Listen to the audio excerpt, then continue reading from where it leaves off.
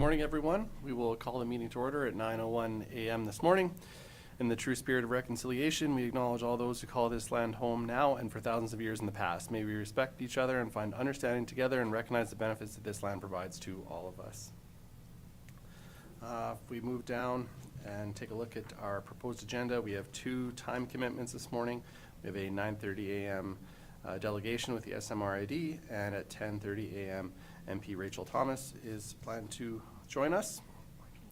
With that, I would ask if there are any additions, deletions, any omissions from the agenda. Seeing none? Mr. Chair, I'd move to adopt the agenda as presented. Kevin has moved to adopt the agenda as presented. Is there any discussion? Call the question. Those in favor? Opposed? That is carried. Adoption of the minutes. Before you have the County Council meeting minutes of February 19th, 2026. Are there any errors, omissions, anything arising from the minutes? Mark?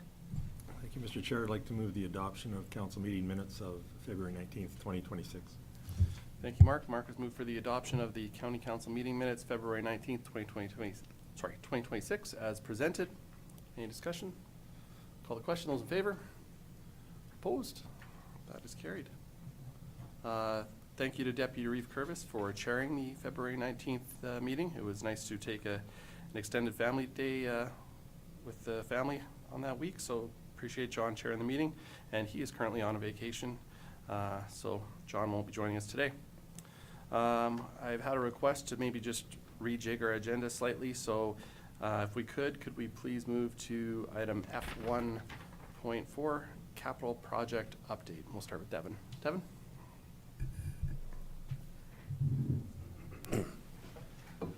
Thank you, Mr. Chairman. Good morning, Council. I'm here to present you the capital project updates for the first quarter of 2026. So this report provides an update as of the first quarter of 2026 on the ongoing capital projects within the county and regionally, outlining their progress, challenges, and any significant changes. A summary of each project is included in the attached document. The purpose of this update is to ensure Council remains informed on the status of these projects. So I'll kind of jump into the update and then continue with the remainder of the Council report. So if you scroll to the attachment, I've got my summarized capital project updates. The first one you'll see there is bridge file 77523. That's just southeast of Kehoe Lake. That project is currently in the consultant procurement process, so Stacy's working to get the RFP together and get that issued to get a consultant on board to commence the design for that bridge file. The next four projects being Range Road 21-1, Range Road 23-4, River Ridge Road, Range Road 21-5, and Township Road 10-4. Those are all our cement stabilization projects that were approved through the 2026 budget. They are in the design and tender phase right now. The consultant is working through some of the design considerations and getting the tender ready, and we're hopeful to get that out in the next, 4 to 6 weeks, somewhere in there, and get a contractor on board. So this is just the same process that we did on the CPKC Road, Old Highway 23 and Westview Road. That's that cement stabilization and double chip seal. The next is the Broxburn wastewater treatment. So operations has reestablished functionality, or at least partial functionality, of that wastewater system. Previously, there was some challenges with that mound system, but it has been temporarily back operationally. We are still exploring procuring some land. I am working with some adjacent landowners to buy a little parcel of land and construct a new mound system or equivalent wastewater system for Broxburn. But in the meantime, it is functioning, and kudos to Utilities Department for getting that system back up and operating. The next one is Bridge File 79230 repair. So this was initially approved through the 2024 budget. There was some delays in this project. It was a bit of a challenge for the consultant. It is a major bridge, and it is a bit of a unique repair. So there was a bit of delay in getting some of the design work completed on that, but the design is complete. It did go out to tender, and it did come in above the approved budget. So further in my report, I'll get into the details on what is required to complete that project. But yeah, the plan is to complete those repairs this year. The next one is our grouped country residential microsurfacing.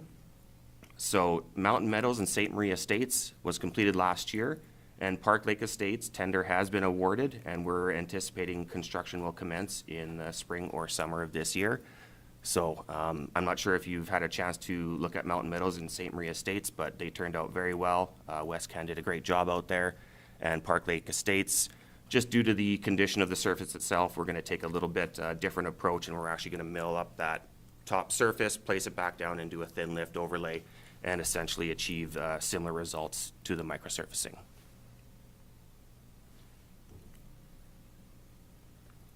Then we kind of get into our completed projects. So Range Road 225, which is CPKC I alluded to before, that cement stabilization project is complete, and that is in the warranty phase. Similar with Mountain Meadows slope remediation, that was completed last year. It looks great out there, and that is also in the warranty phase.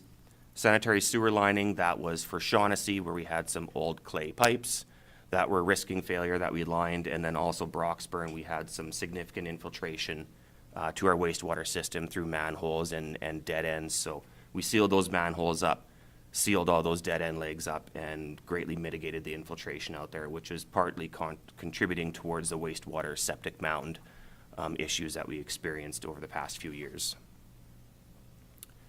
The administration building LED replacement, so the new lights that you see overhead, that is all completed throughout the whole building. So the whole building is LED. We got some pretty good grants on that one, and we'll see some pretty significant savings on our energy bills going forward. Bridge file 70758 is completed. That is in the warranty phase.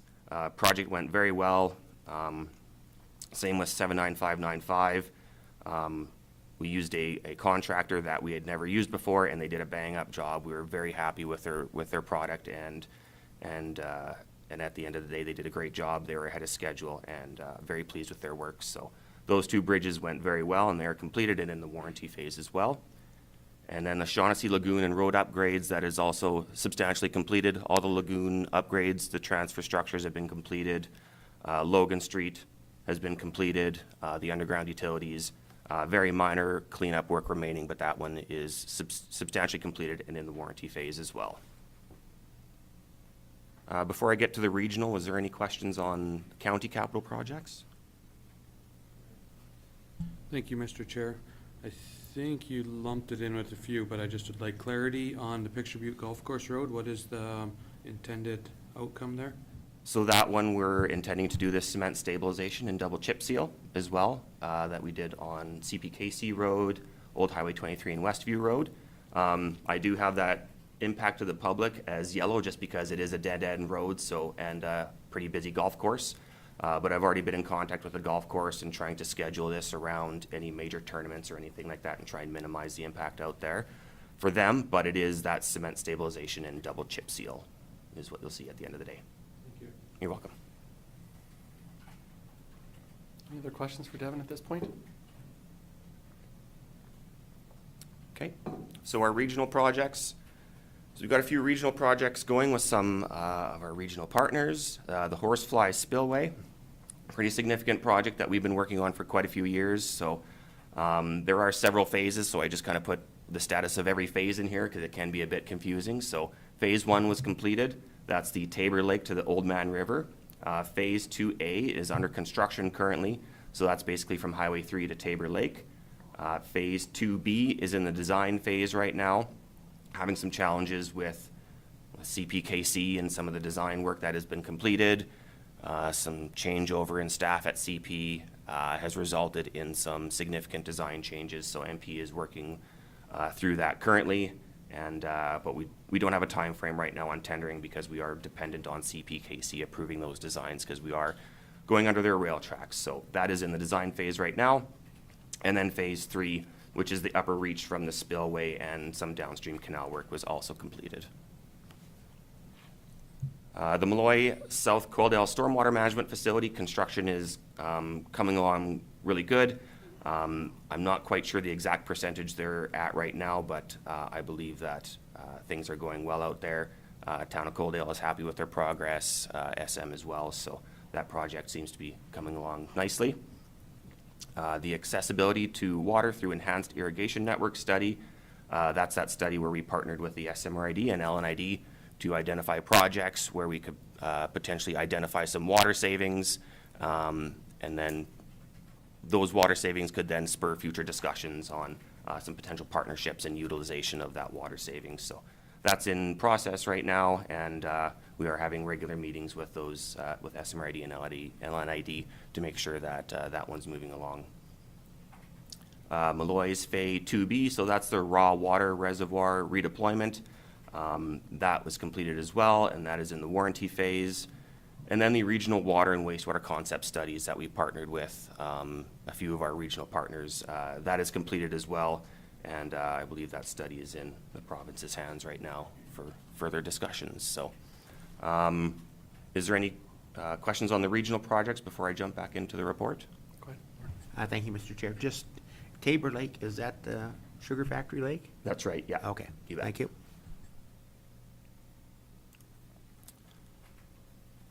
So when the 25 and 26 budgets were approved, it provided flexibility to administration to manage project expenditures based on a program level and not individual project level.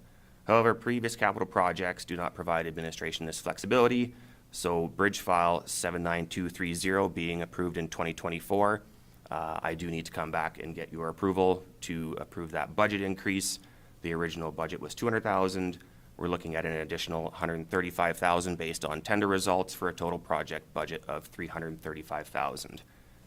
So we do still have some savings from previous bridge file projects, namely 70758 of $250,000, which I can allocate to this project to fund that remaining balance required.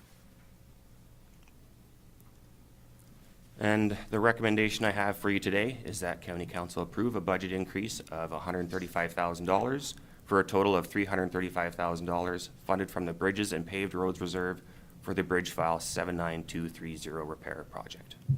I'll pass it back to you, Mr. Chairman. Thank you, Devin. Any questions for Devin on his report or the recommendation? Go ahead, Eric. Thank you, Mr. Chair. So on your, when you sent that out for tender, was that a general lack of interest, or was there multiple bids that came in that ballpark?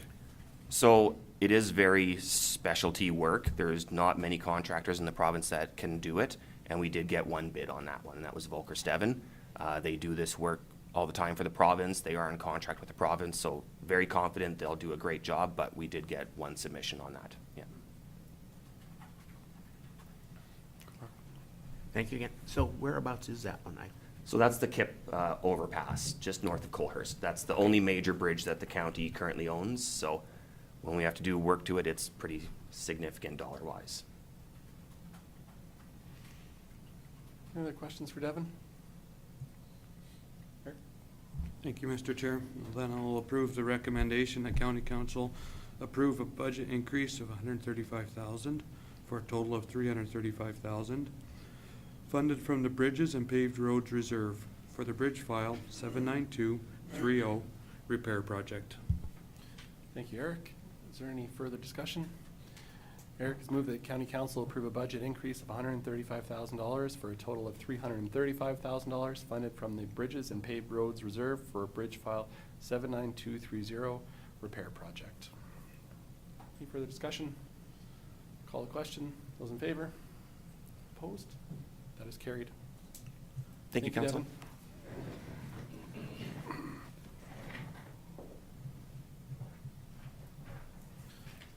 Why don't we bounce back to our subdivision applications. Item D, item D1, subdivision application 2025-0-187.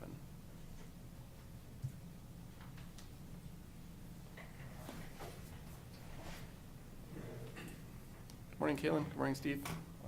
Good morning.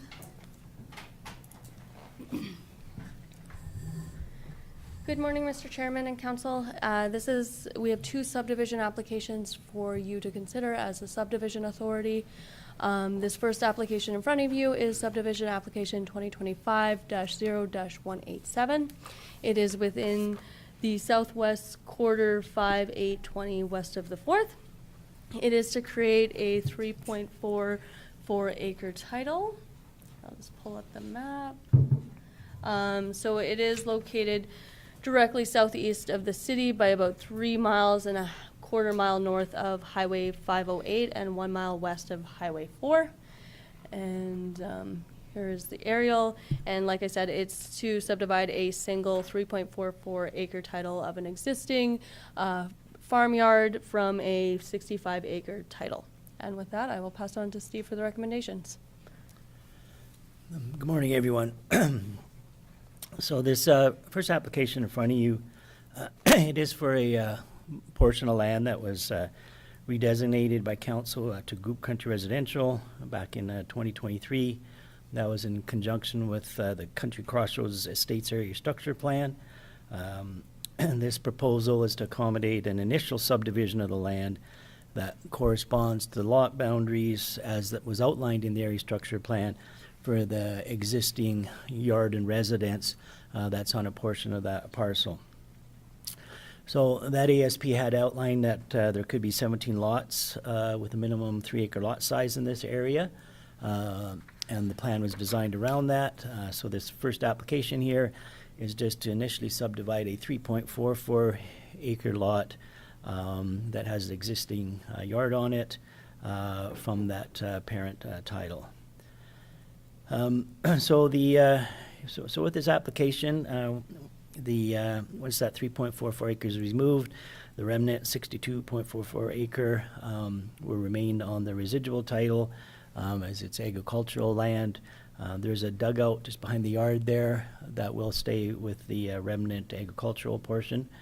As you can see from the shape of the yard that's been subdivided here, that is to align with the lot boundaries and the road design that was in the area structure plan that was adopted. So with this first application, it is for a dwelling with a yard that does have its services all in place with the water. The current residence gets it from the rural water co-op to a cistern, and they have a subsurface treatment field for their septic, which is just southeast of the dwelling, and that will be within the confines of the lot area we're being subdivided. So as part of the review of this application, and as was identified in the area structure plan stage, there's no confined feeding operations or historical resources, things of that nature in this area that requires special consideration. There is a well, which was also identified in the area structure plan stage, but that just sits at the very south boundary perimeter of the parent title, and it doesn't affect the subdivision here for the yard at all. That's well outside any required setback distances.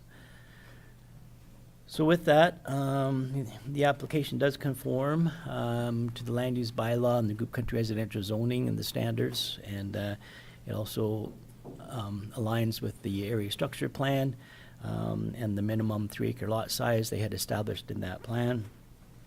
During the referral here, there was no objections or concerns received on the application. Alberta Transportation has no objections to it, and they granted an approval and authorized that the county could proceed to grant an approval if you so wish on it.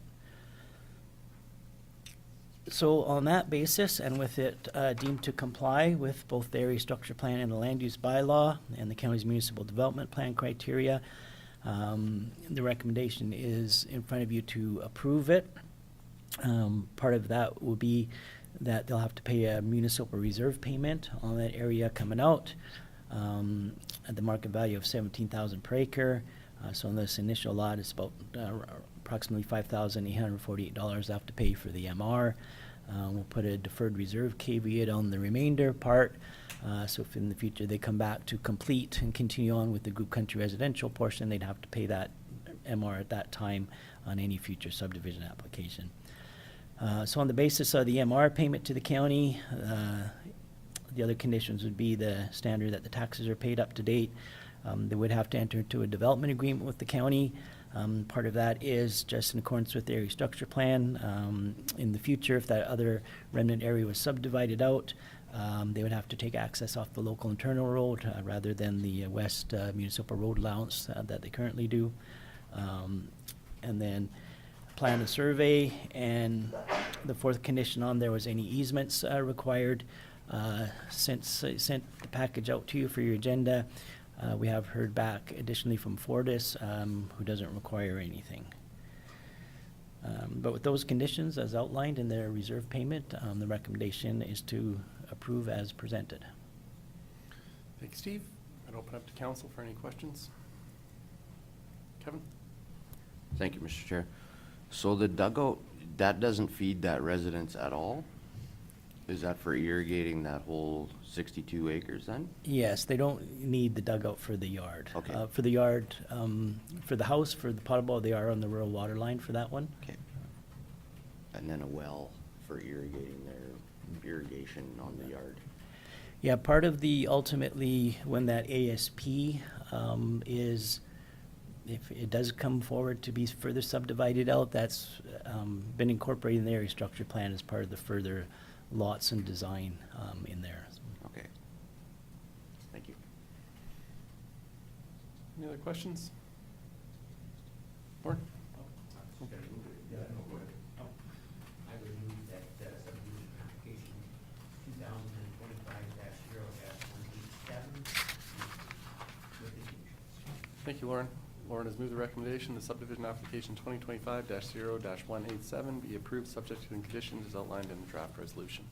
Is there any further discussion? Call the question. Those in favor?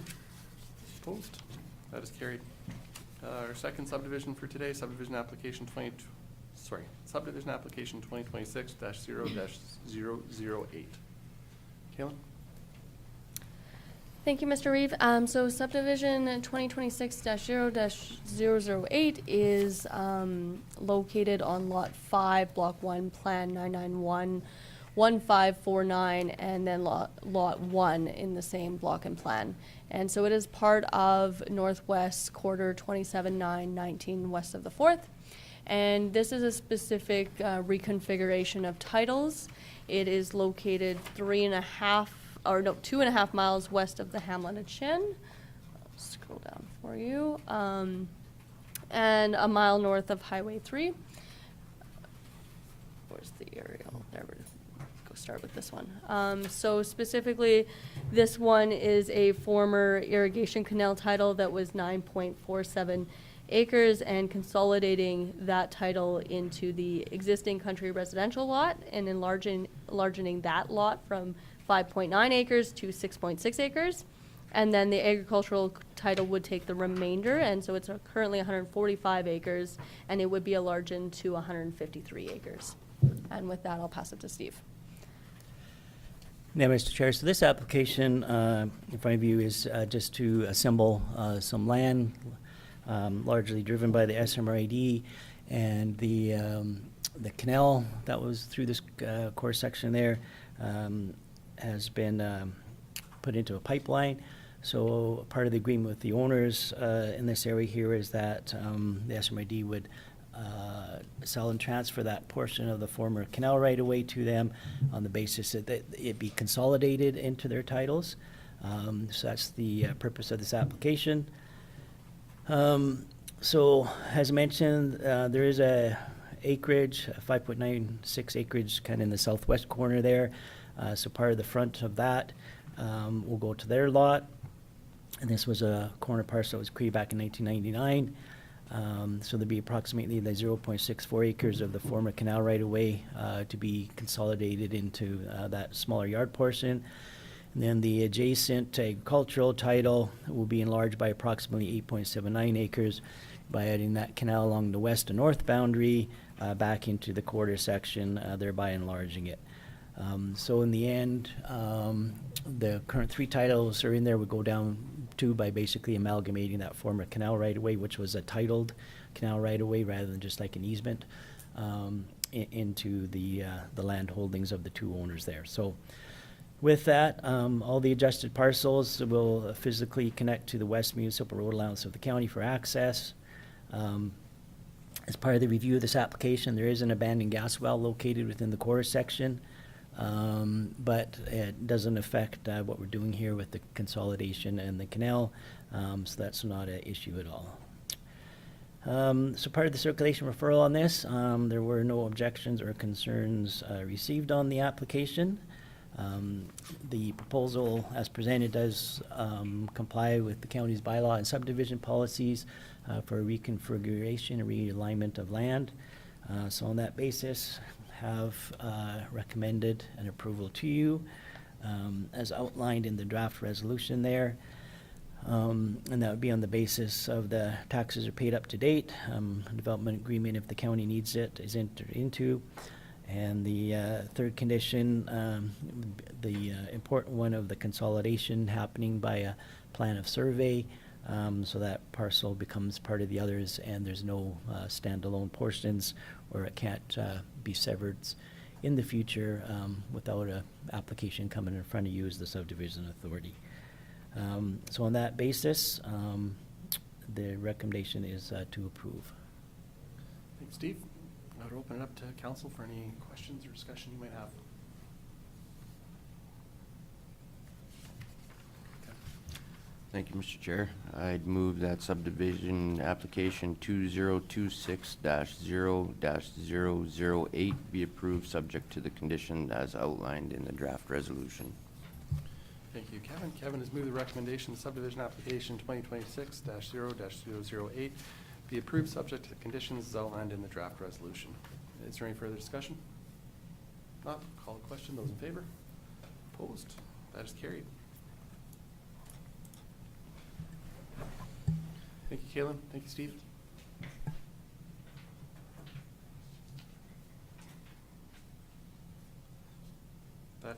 That brings us pretty close to 9:30. If our friends from the SMRID are ready, why don't the floor is yours.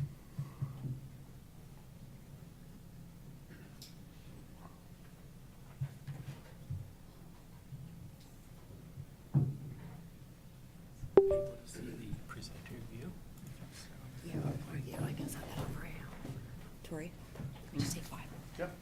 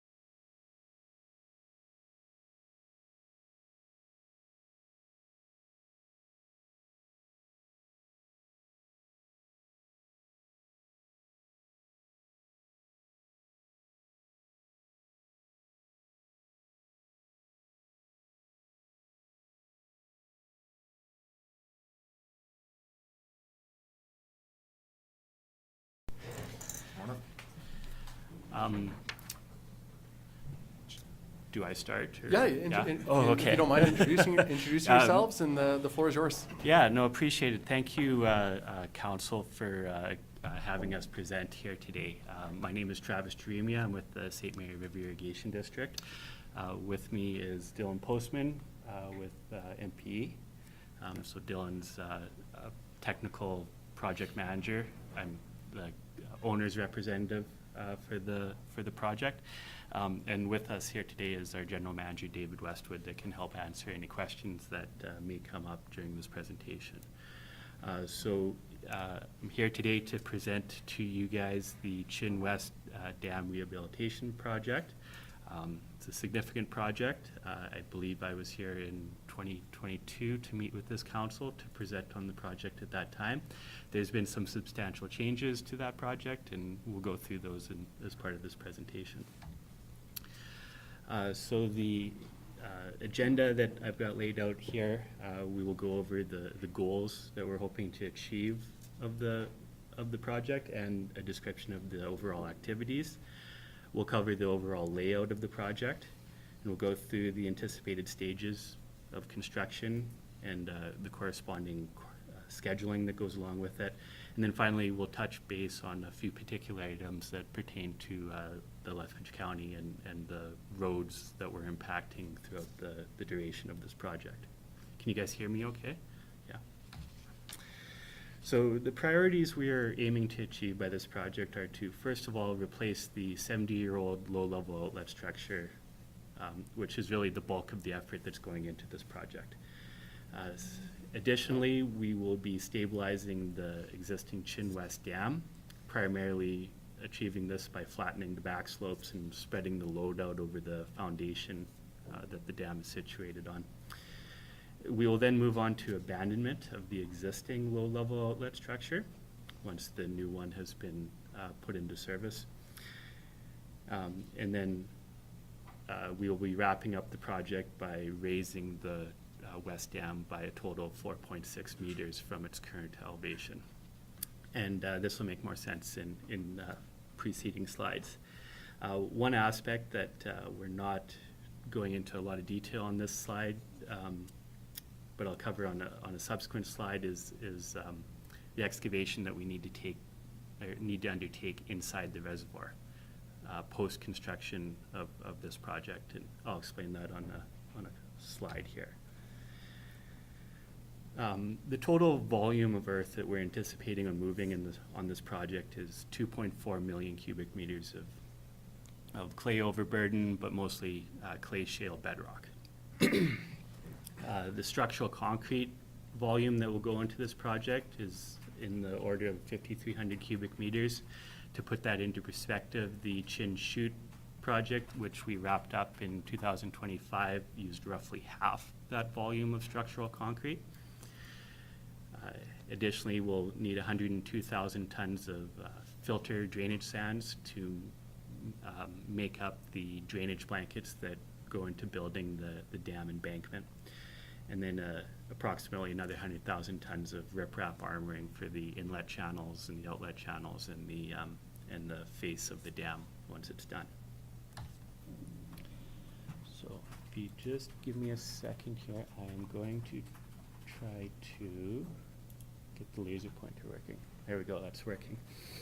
So I'm assuming everybody here is mostly familiar with how the Chin Stafford network operates, but we'll go through it anyways. Chin Reservoir is here, Stafford Reservoir is here. There's a small community development located here. With the Chin Reservoir, all water that goes into Stafford flows through the existing low-level outlet structure here. This is situated at the bottom of the reservoir at an elevation of 846 even. The structure was built when the dam was built in 1953. It's 73 years old at this time. One of the issues with the original construction is the foundation that this dam was built on was quite compressible. So after construction, we experienced severe settlement and severe structural cracking inside this conduit, or the low-level outlet structure. Sorry, we use the term conduits rather than, so it's interchangeable. I might use that throughout this presentation. So really, that's the driving force behind this project, is this structure it's reached its end of life. Design life is 75 years for these PFRA structures. We're coming up on that. We will achieve that goal by relocating the low-level outlet structure onto the south abutment of the dam here. We'll be excavating through native ground in this area and founding the new structure on bedrock. Okay. Sorry, I'm just getting, I got some notes here, but there we go. All right. So this excavation here for the new outlet structure and the inlet channel and the outlet channel, the material that's generated from this will be used to help build the stabilizing toe berms for the dam and also to raise the dam. Now, this is more material than the amount that we excavate is more material than what we need to refurbish the dam. So we really beat this one back and forth, how to dispose of this excess material that doesn't really work well as a building substitute for like roadways or anything like that. So rather than leaving everything just as a giant pile that's going to sit there for the next 1,000 years, we've partnered with the Lakeside Colony in the development of this area here. So there's a half circle that's currently irrigated. We're going to take it out of production during construction. We'll strip the topsoil back in this area and build it up so that we have a better farmed field for them. So the topsoil, subsoil will be stripped back, the waste material will be spread, sloped, and then the area reclaimed and put back into farming production. So the Lakeside Colony, they've been a great partner with us on this project. They've recognized the need for this, and they've worked with us throughout it. Now, the issue with relocating the low-level outlet structure here, the new outlet structure is going to be at the same elevation as the existing structure, which makes sense because if you think about a bathtub, you need to have the drain at the lowest point of your bathtub, right? For you to get the most volume of water out of your reservoir. So this area in here will be excavated to the depth of the bottom of the reservoir, which is 846. And the lowest point of the reservoir, which you can't see here, but if you can follow my laser pointer, there's a channel below the water level that is at about 846 there.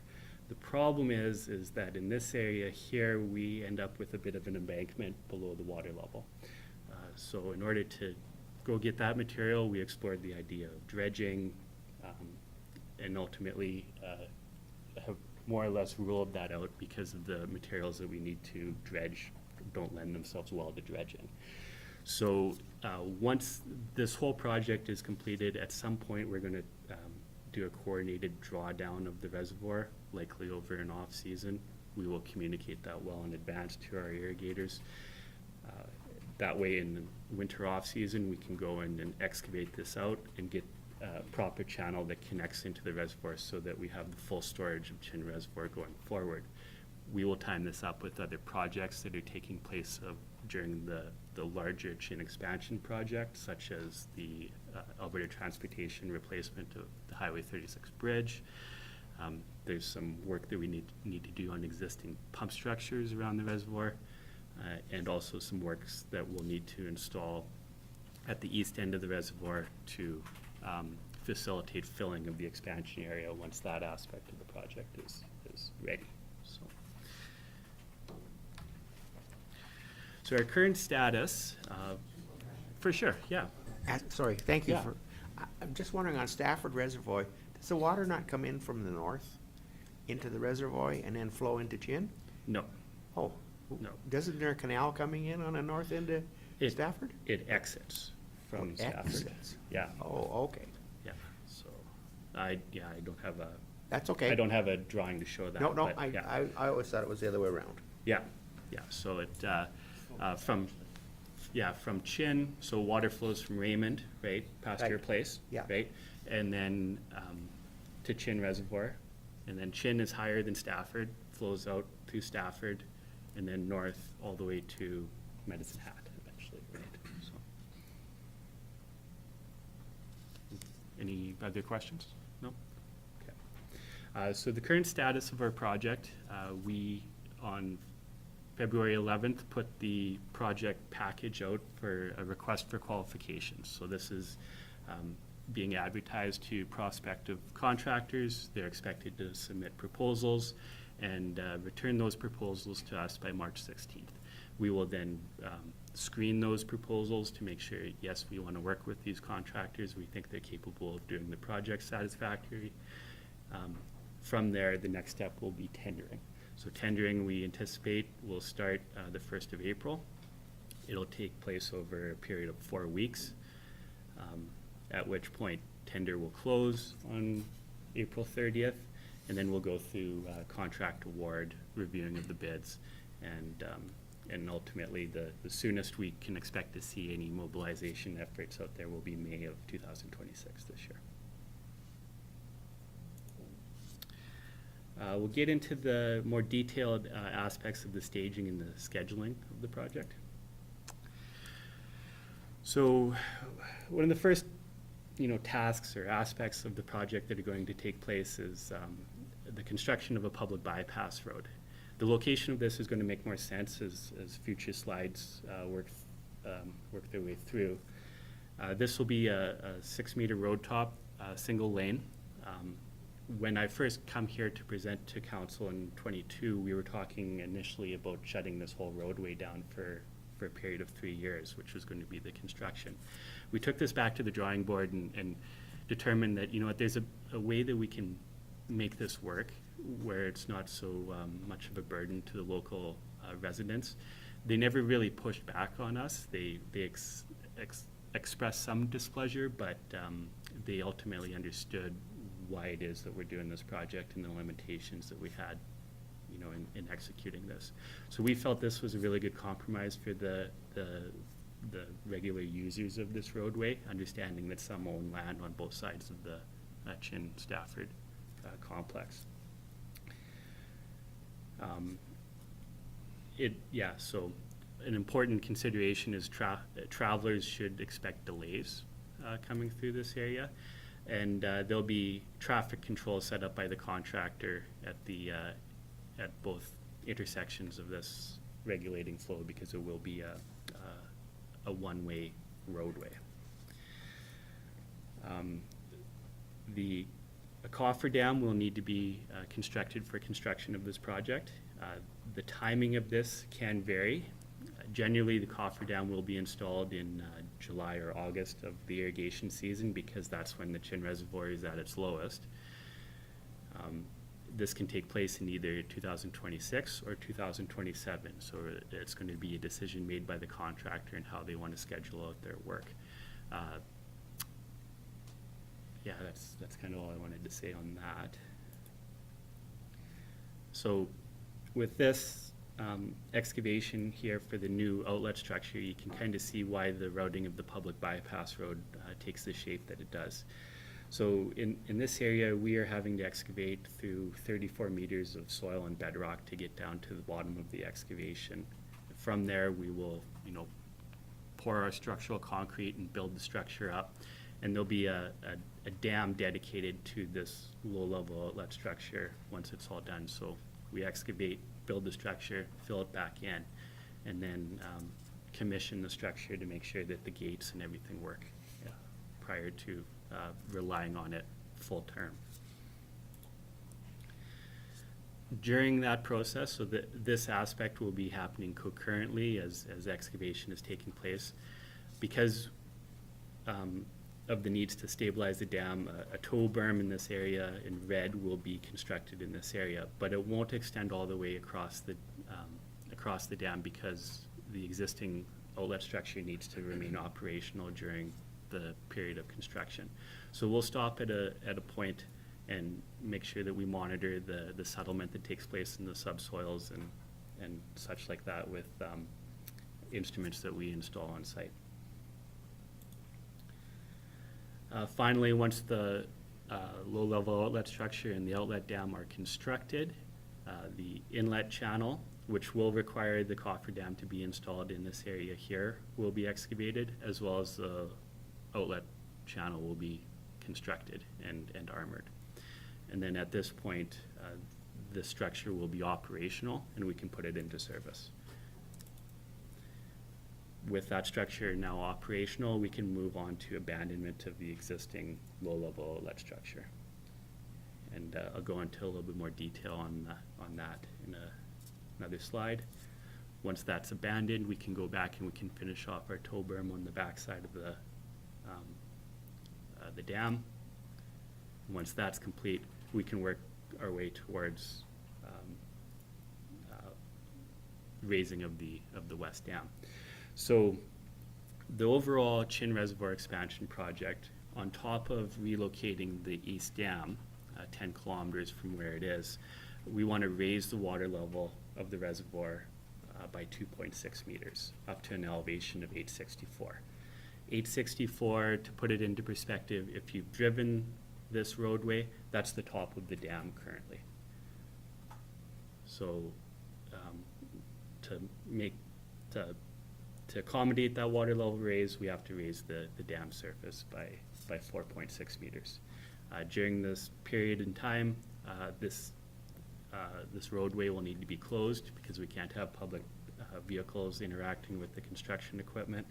We anticipate it'll take 4 to 5 months, work that'll need to happen during the summer months, which is most inconvenient for farming operations that might be using this roadway, but it's a requirement to not place frozen material inside the dam that we're building.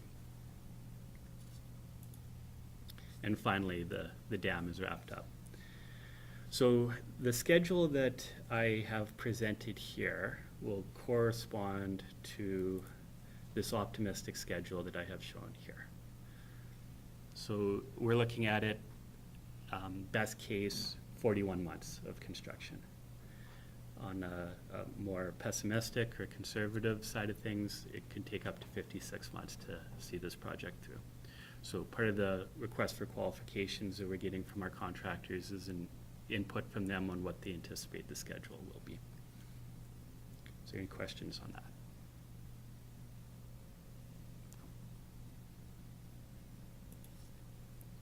So keying in on a few of the aspects that are more pertinent to the Lethbridge County is the road authority.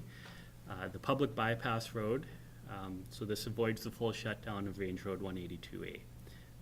As mentioned, it'll be one-way traffic, a 6-meter tall road surface, or 6-meter wide road surface, apologies. Maintenance will be the responsibility of the contractor, and traffic control devices will be located in these areas here. One thing that we've, in discussions with technical staff at the County of Lethbridge, we've asked that you assist with communication of these impacts to traffic as the road authority. So just social media blasts and letting people know that this work is going to be taking place, and it will be a construction zone for 3 to 4 years. On the MD of Tabor side, the roadway that services the small community there will need to be rerouted in order to accommodate the raising of the dam. So this will need to take place prior. This rerouting was done in consultation with the MD of Tabor, taking into account the road grades that they would like to see as they will be taking over ownership of this. And then, yeah, drainage considerations in this area has us installing a single culvert in here.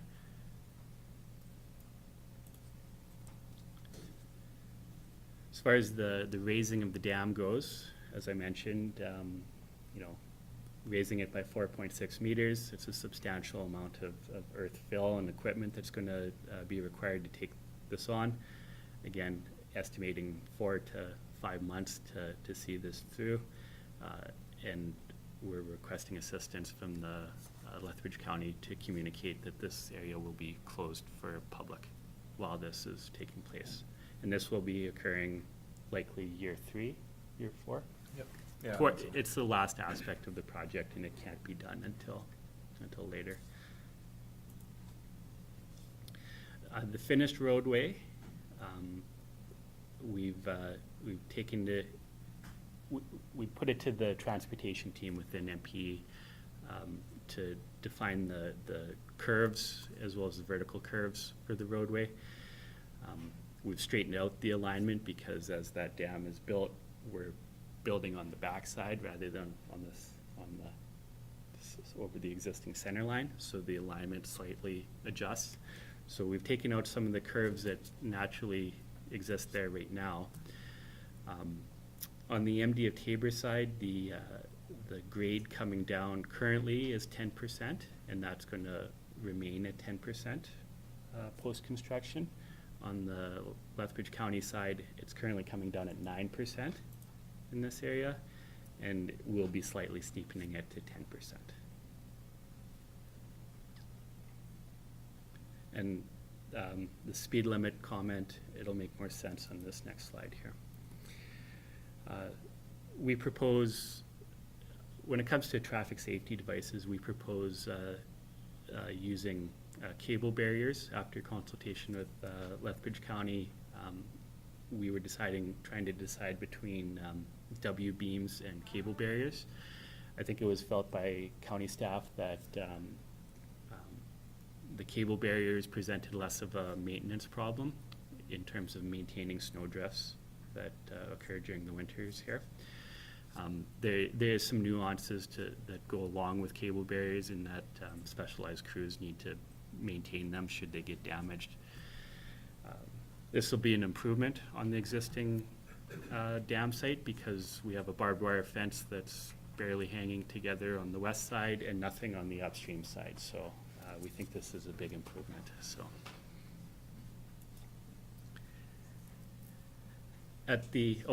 and apologies. Currently, the posted speed limit for this roadway is 80 kilometers per hour. Having spent a lot of time on that project, the way that the curves go and the elevation changes, traffic kind of slows down to 60 kilometers naturally as it is. In order to implement these cable barriers, we need to have a speed limit. The design speed limit is 60 kilometers per hour, right, Don? Yeah, for the deflection, I guess. Yeah. So I understand that's a motion that would need to be passed by council to reduce that speed limit in that area. But we feel even today it's probably appropriate that 60 kilometers would be the posted speed limit as is. At the location of the new outlet structure, a building will be put on top of the gatehouse tower. So this is going to house the actuators that drive the gates that regulate flow.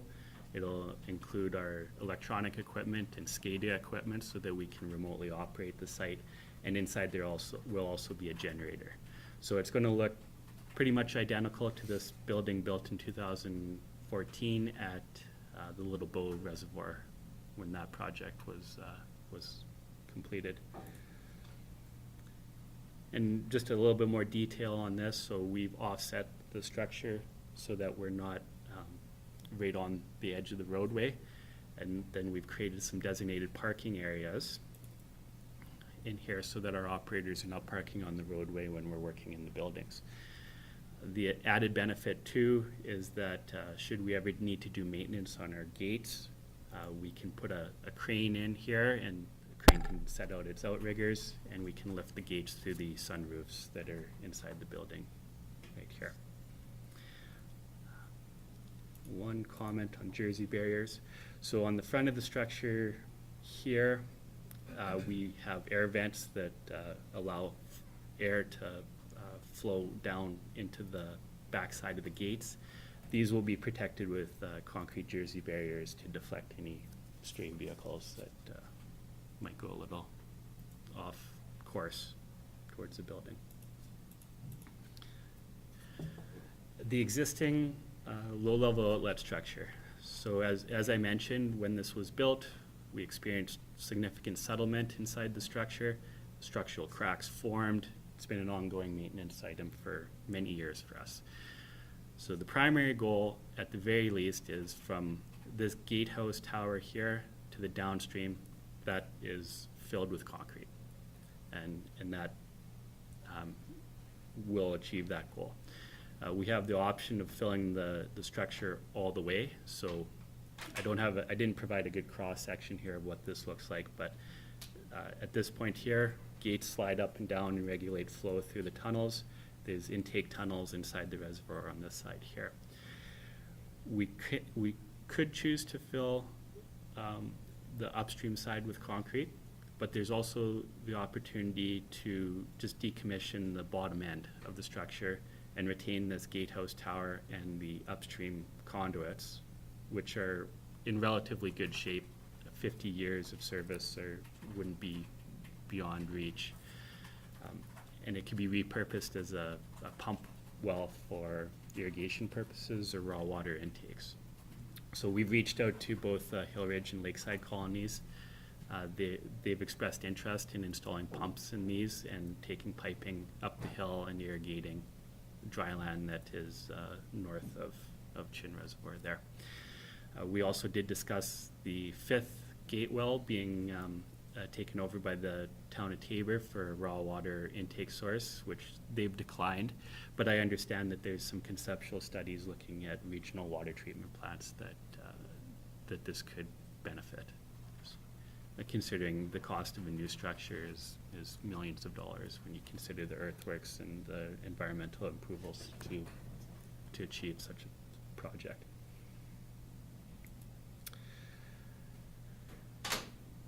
Anticipated haul routes for the project. So affecting the MD of Tabor, traffic coming off of Highway 3 will come down Range Road 182. So that's no surprise there. As we saw with the Chin Chute project, equipment and materials coming from Lethbridge would go down Highway 512 and then down Township Road 8-4. And we're going to work with technical staff at the County of Lethbridge here to make sure that the road used is appropriate and in, you know, as required of the traffic accommodation plans. And yeah, any questions, comments? Here we just have a coarse rendering of what the project will look like post-construction.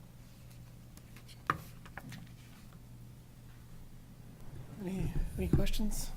Go ahead, Lauren. Thank you. So if you're raising the level 4.6 meters, how come the slope coming down would go from 9% to 10%? Is there kind of a reason for that?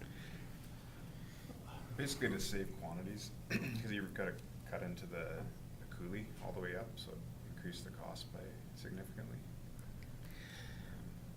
So, yeah, in this area here, it was, Yeah, I think that was, yeah, that was the main reason, just that slope. Because we kind of matched the other side. And I think what we found was in order to flatten that slope, we were ending up having to go so much further with our excavation in order for those back slopes to be safe. So, and then we're going into more private land with those excavations. Thank you. Eric? Thank you, Mr. Chair. So what's the anticipated length of time that the roadway will be closed entirely, and in what season? What season? Yeah, and length of time. I know you had mentioned it, but just for Yeah. reiterate it. Around, you want to take this one? yeah, I think it was about, I think you said about four months. It'd be in the summertime just to prevent use of frozen materials for the dam construction. Thank you.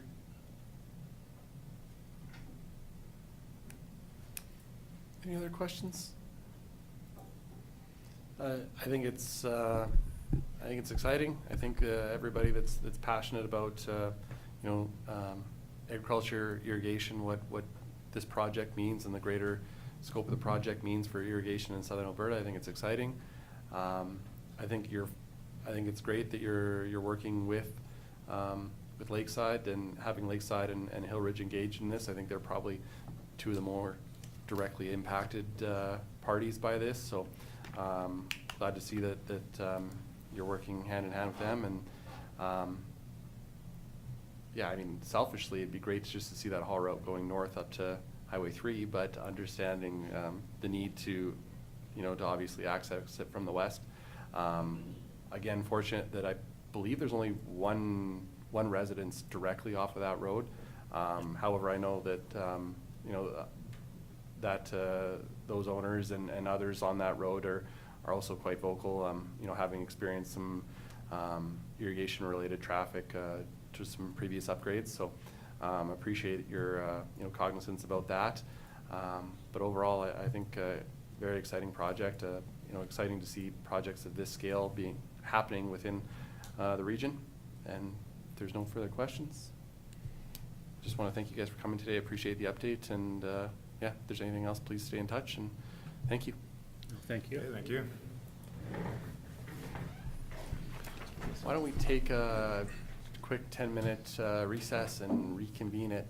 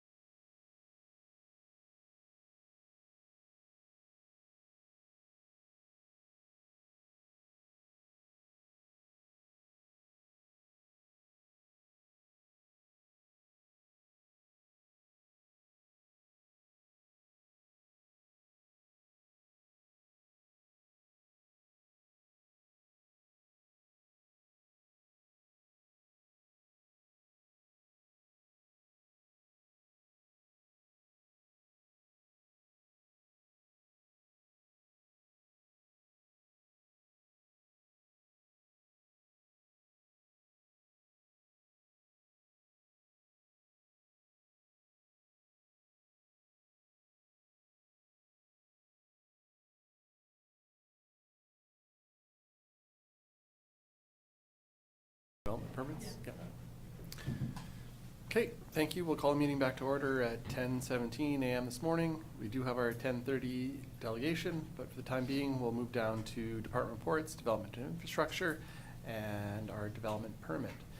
F1.1, development permit application 26D0022 and D26D0023. Morning, Jessica. Good morning, Mr. Chair, members of the board or council. Before you today, the Planning and Development Department received 2 development permit applications submitted by David and Carolyn Vandenbrink. You may recall there was a recent rezoning for this property located just north of Colehurst to go from group country residential to direct control as a result of a floral arrangement U-Pick business on the property. So we received 2 development permit applications. Development permit application 26-D0022 is for an institutional workshop specialty manufacturing floral arrangement in U-Pick, including an accessory building, which is a flower shop. And development permit application 26-D0023 is for a secondary suite with an existing detached garage. Both of the uses currently exist with no municipal approval, and these applications will bring the property into compliance with the Land Use Bylaw and Direct Control Bylaw 25-025. A little bit of background information on these applications is that the proposed developments located in the Riverbrink area structure plan. The subject property, as I mentioned, was rezoned from group country residential to direct control in January under Direct Control Bylaw 25-025, following a notice of violation for an unpermitted floral arranging and U-Pick business. During the rezoning process, it was discovered that there was also an unpermitted secondary suite on site. Shortly after the rezoning was finalized, we received the 2 development permit applications for processing. With the exception of administrative purposes and ancillary business-related purposes such as office work, storage, and processing activities, which can be located on the main floor of that accessory building that houses a secondary suite, there will be no public access allowed to it. All other floral-related uses will take place within the yellow highlighted area of Map 1 in the Direct Control Bylaw. With previous council direction and policy being a secondary suite contained within a detached garage is a discretionary use under Direct Control Bylaw 25-025. Institutional workshop, specialty manufacturing is also a discretionary use under Direct Control Bylaw 25-025. And Direct Control Bylaw 25-025 specifically defines an institutional workshop, specialty manufacturing to mean a development that is associated with floral arranging and a floral U-Pick on a parcel, and which may include facilities to process or package flowers, or related goods. The use may include areas devoted to retail, sales, display, and storage. The word commercial use shall have the same meaning as the word institutional/specialty manufacturing. So with that, we would recommend that both development permit applications 26-D0022 and 26-D0023 be approved as drafted. The reasons for this recommendation is that approving these development permits will bring the property into compliance with the Land Use Bylaw and the Direct Control Bylaw. Financial impacts. Any future development on this parcel is subject to the appropriate residential and commercial industrial tax rate. And as far as alternatives go, County Council may refuse one or both of the submitted applications. This refusal is at the discretion of Council on the basis that the uses are discretionary. Thank you. Thank you, Jessica. I'd open up to council for any questions or discussion. Go ahead, Lauren. Thank you, Mr. Chair. So just to get back to the taxation, did you say any further development will change the tax status, or it will change with this? So thank you, Councillor Hickey, through the chair. The tax situation lies more outside of my department of knowledge. I do recognize that. Sorry, I do actually have an answer for this, Councillor Hickey. During the applications with the Vandenbrinks, they did have that question of how this was going to impact tax assessment. I did consult with our tax assessor at the time, and because the business use is primarily horticulture, which is like just generally use of land that would have existed on an acreage, like it's not going to have a substantial impact. They're not building a commercial building. So the taxes that the county currently retains, it's going to stay relatively stable from an assessment perspective, other than obvious increases for inflation and things like that. But it won't be directly tied to the business use. because it's a low-impact development. Does that make sense? Okay. Thank you. Any other questions? Eric? Thank you, Mr. Chair. We've seen this presented, we've dwelled on it, and came up with a plan that I believe council could support already in the development of it. So I'd like to move the recommendation that development permit applications 26-D0022 and 26-D0023 be approved as drafted.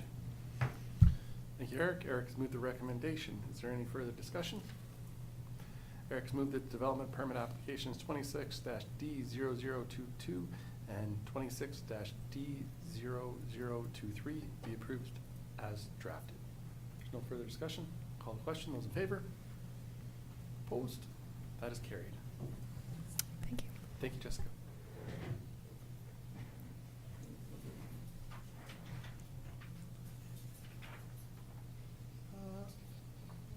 Excuse me.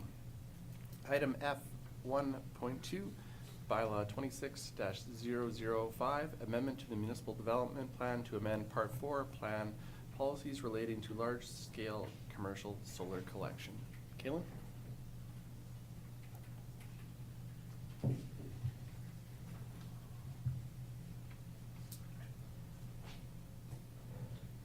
you, Mr. Chair and Council. So this is Bylaw 26-005 in front of you for an amendment to the Municipal Development Plan. It's specifically to amend Part 4, the plan policies related to large-scale commercial collection facilities. So getting into specifically the background, our Municipal Development Plan currently outlines considerations and requirements for large-scale commercial projects. And this specifically means that all large-scale commercial solar projects are required to rezone to a direct control district. We currently have 3 direct control bylaws specifically to solar energy commercial projects. The combined area of these 3 projects is about 410 acres. So while this process ensures the council has oversight in each project, it is really cumbersome to administer. We need to recognize that each direct control is almost exactly identical because the same rules apply to every solar project at this scale when AUC is approving it. So we did do a cross-jurisdictional scan to identify municipal best practices on how you are managing large-scale commercial projects.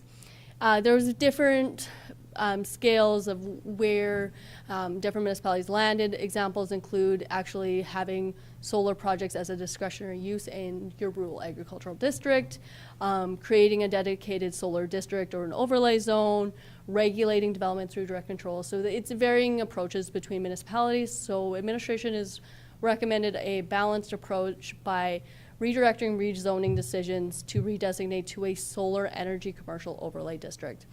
So this will require an amendment to our land use bylaw, and it does allow for council to be a decision maker through the solar energy projects because properties will still be required to add the solar energy commercial overlay district to their property, but the rural agricultural zone will also still apply. And the purpose for this is to make sure that there's protections. If a project doesn't go forward, they still have the option to default back to their rural agricultural designation without losing the solar. They have both available to them. Because if a project were to ever not go forward under direct control, they'd have to come back to council to rezone again, which isn't really effective. And then the other amendments to the Municipal Development Plan are fairly minor in nature, but it is removing references to the sequence of approvals under the Alberta Utilities Commission and any setbacks related to the airport because this is not under the county jurisdiction, it is under AUC.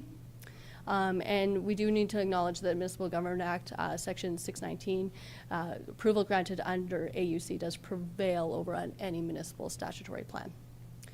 So the solar energy commercial overlay district will be considered under bylaw 26-006, which is the land use bylaw amendment. In terms of the overlay district, it will be a zoning tool to provide consistent regulations and standards for solar energy commercial projects.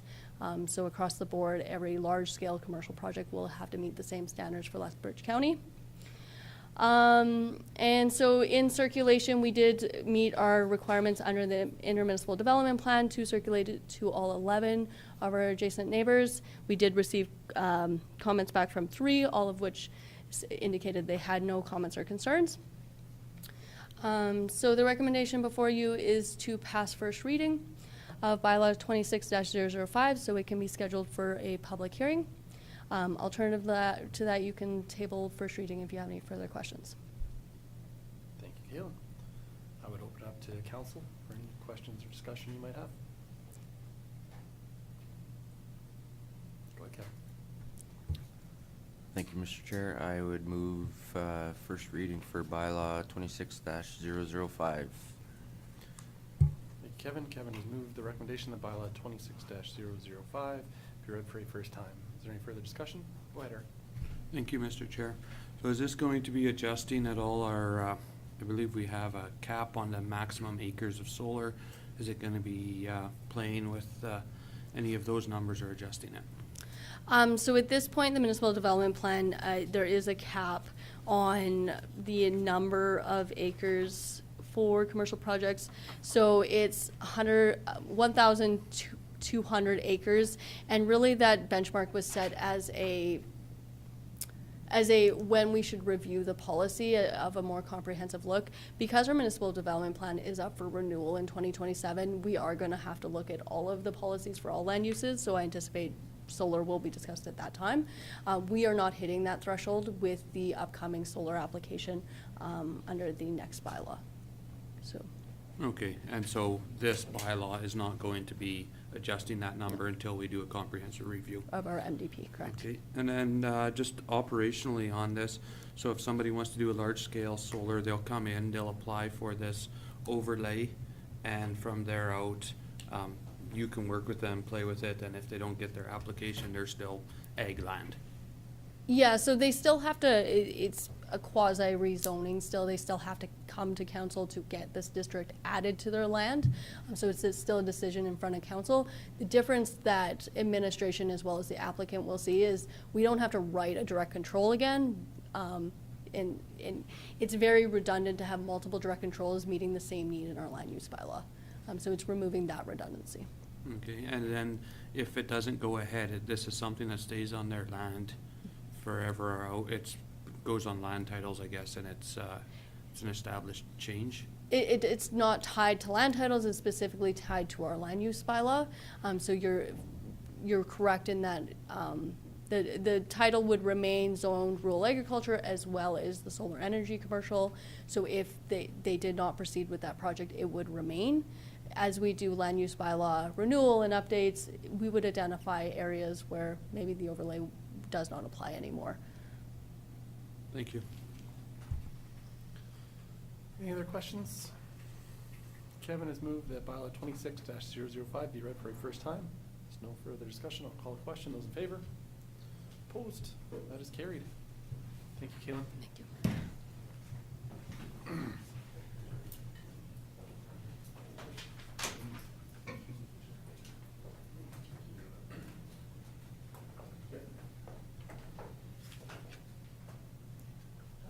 Good morning. We just got to your item, so if you're comfortable coming forward, the floor is yours, Rachel. Great. Where would you like me? Just up front here, yeah. So we'll move in our agendas then to our 10:30 a.m. Delegation with MP Rachael Thomas.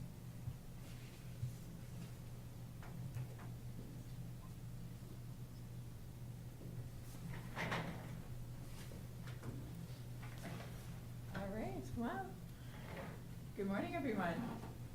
Good morning. Hi. Nice to see you. Thank you for giving me the opportunity to come and spend a little bit of time with you this morning. I recognize you have an agenda that you're attempting to get through, probably in a timely and efficient manner, so I'll try to facilitate that along with you. The purpose for me coming is it is my custom as the Member of Parliament to connect with all municipalities across my region, ideally on an annual basis, to understand priorities and challenges and opportunities.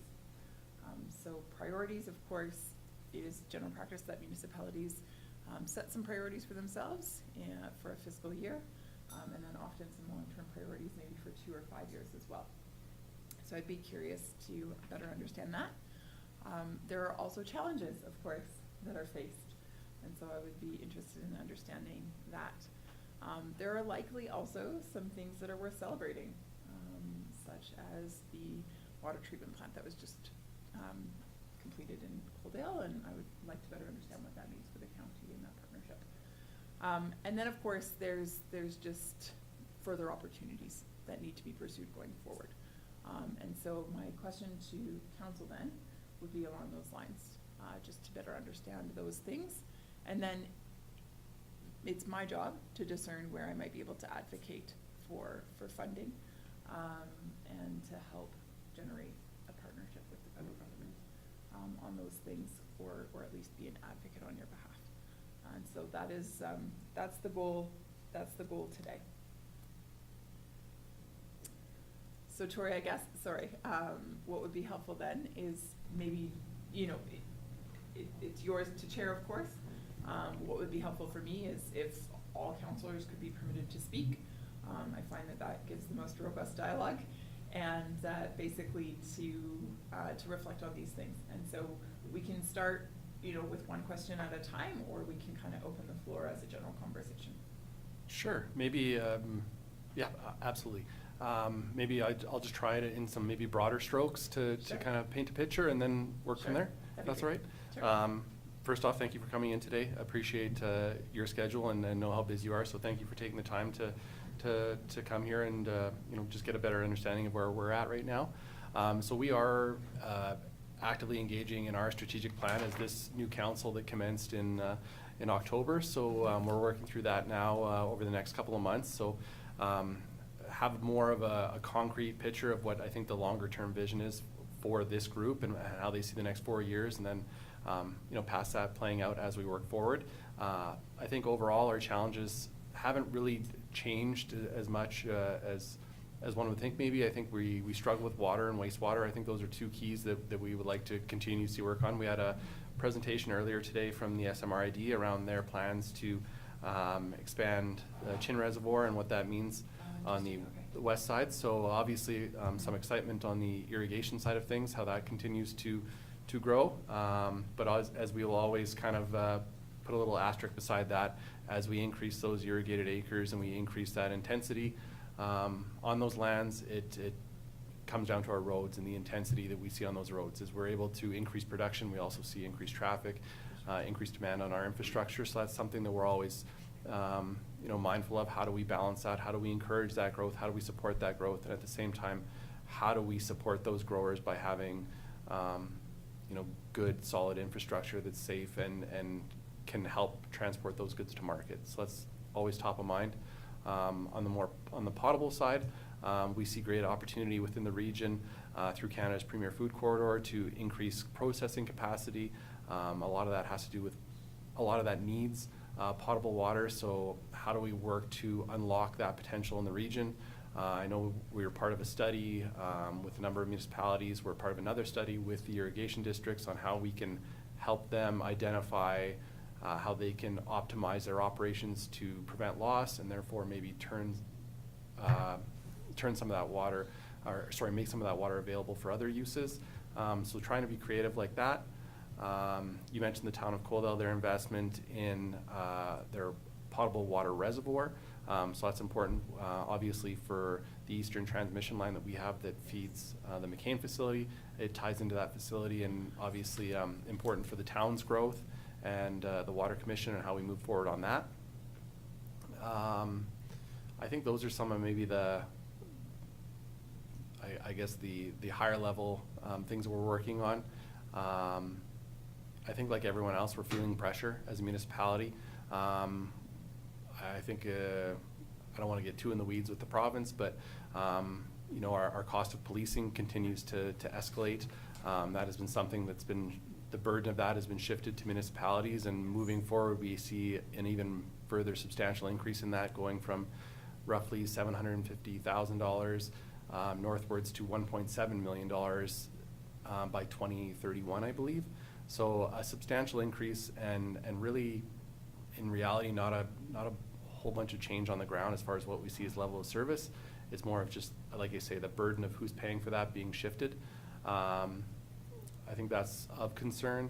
Yeah, I think those would be some of my initial observations, and obviously be happy to open it up to council for anything you see as opportunities and challenges moving forward. Go ahead, Lauren. Thank you, Mr. Chair. So just to follow up on the RCMP, has there ever been any discussion about the federal government providing policing service to like areas? Because I guess it seems very confusing. Like, we hear one thing from the Alberta government about they don't want to provide the service, and we would put in the sheriffs or whatever they were going to be called. But yet we've never really had any communication from the RCMP. Or is that a topic that's ever come up at the federal level?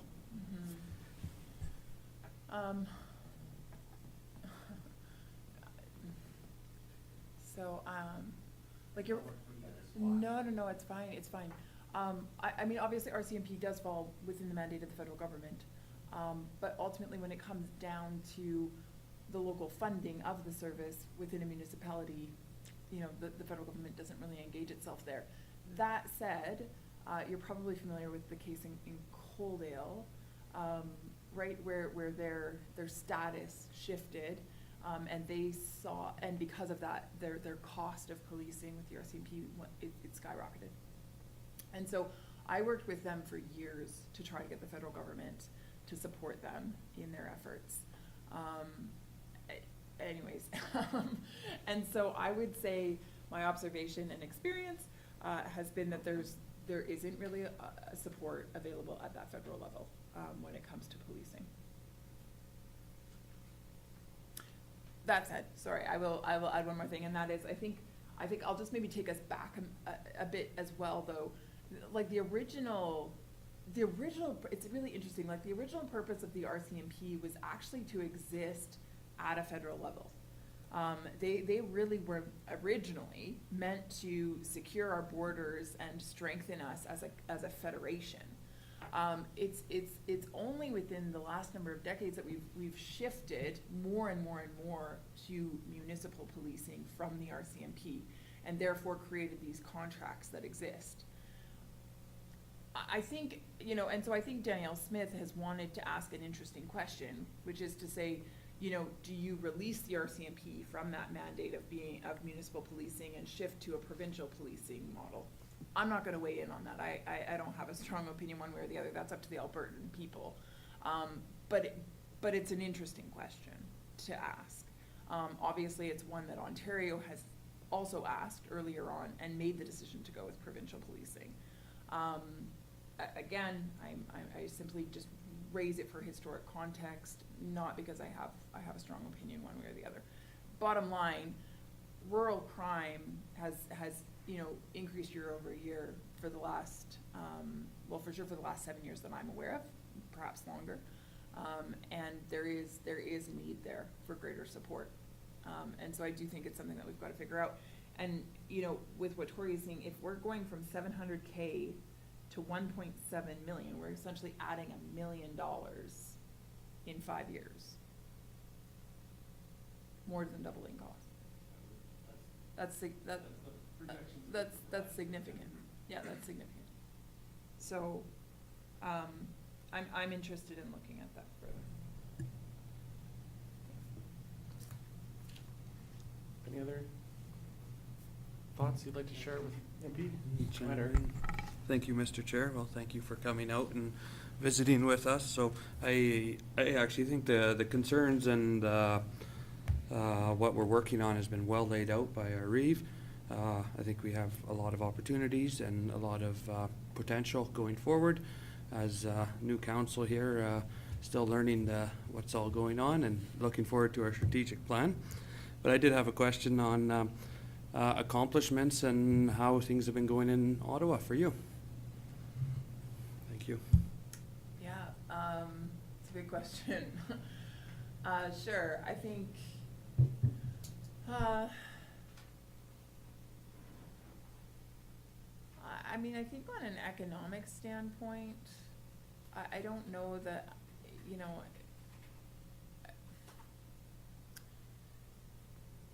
Mark Carney came in with a lot of promises that he was making for Canadians.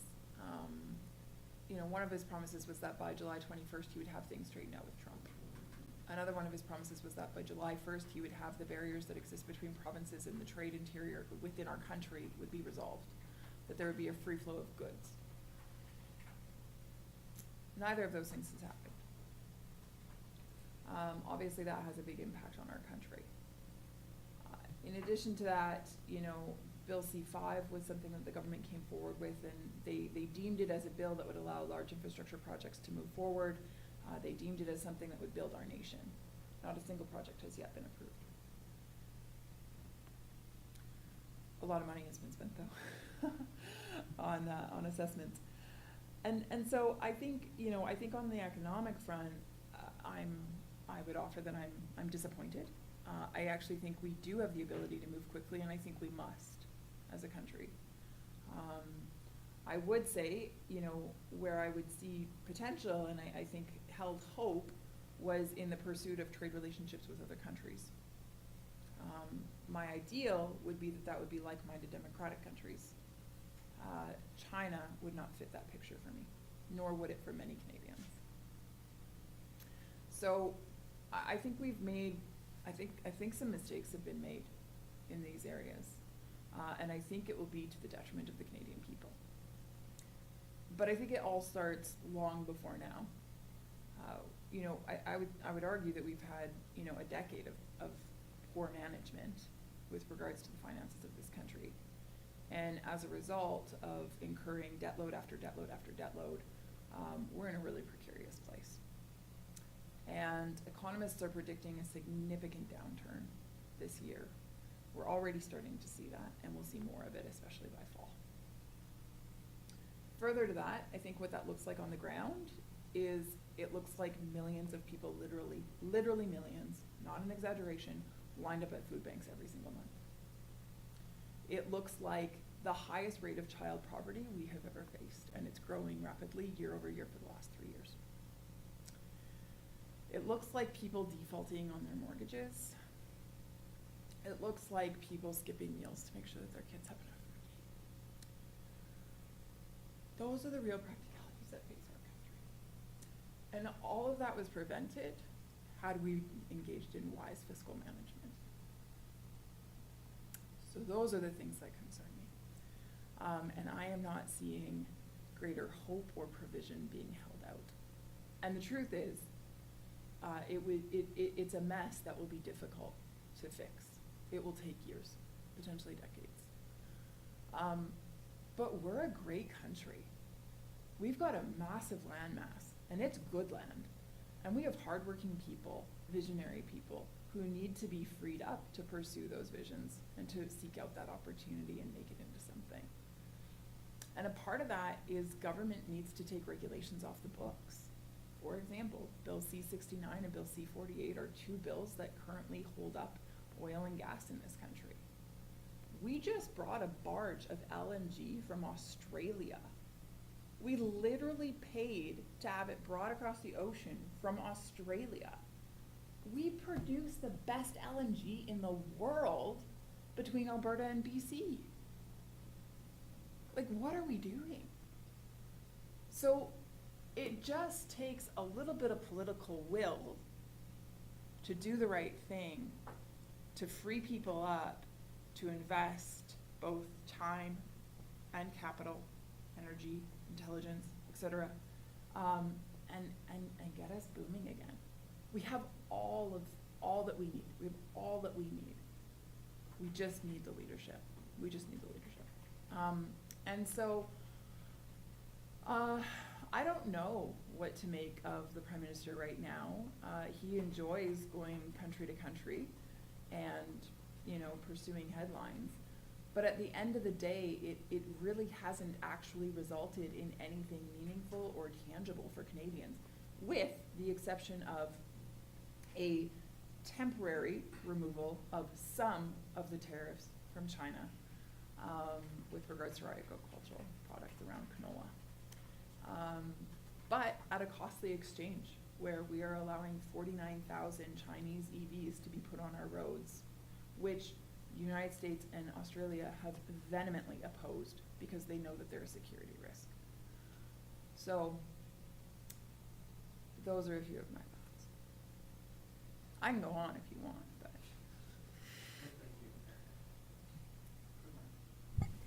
Thanks again, Rachel, for coming out.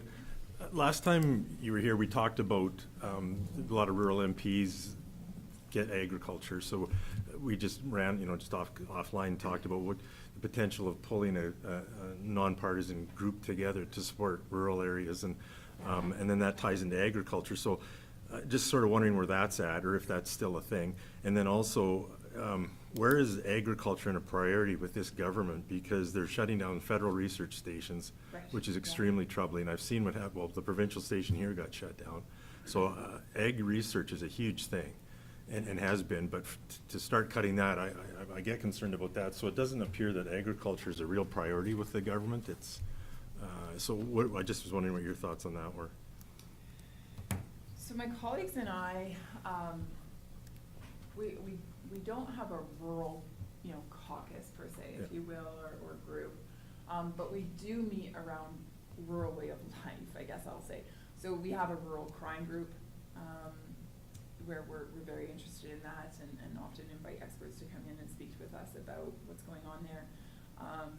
We've hosted numerous town halls across the country just to gather feedback and get a sense of what's going on in that regard. Hunting, of course, generally goes along with a rural way of life, and/or firearm ownership and use. Obviously, that's been a big issue. And so we have a group that is committed to that. I'm a part of that group as well. And so we of course discuss those issues.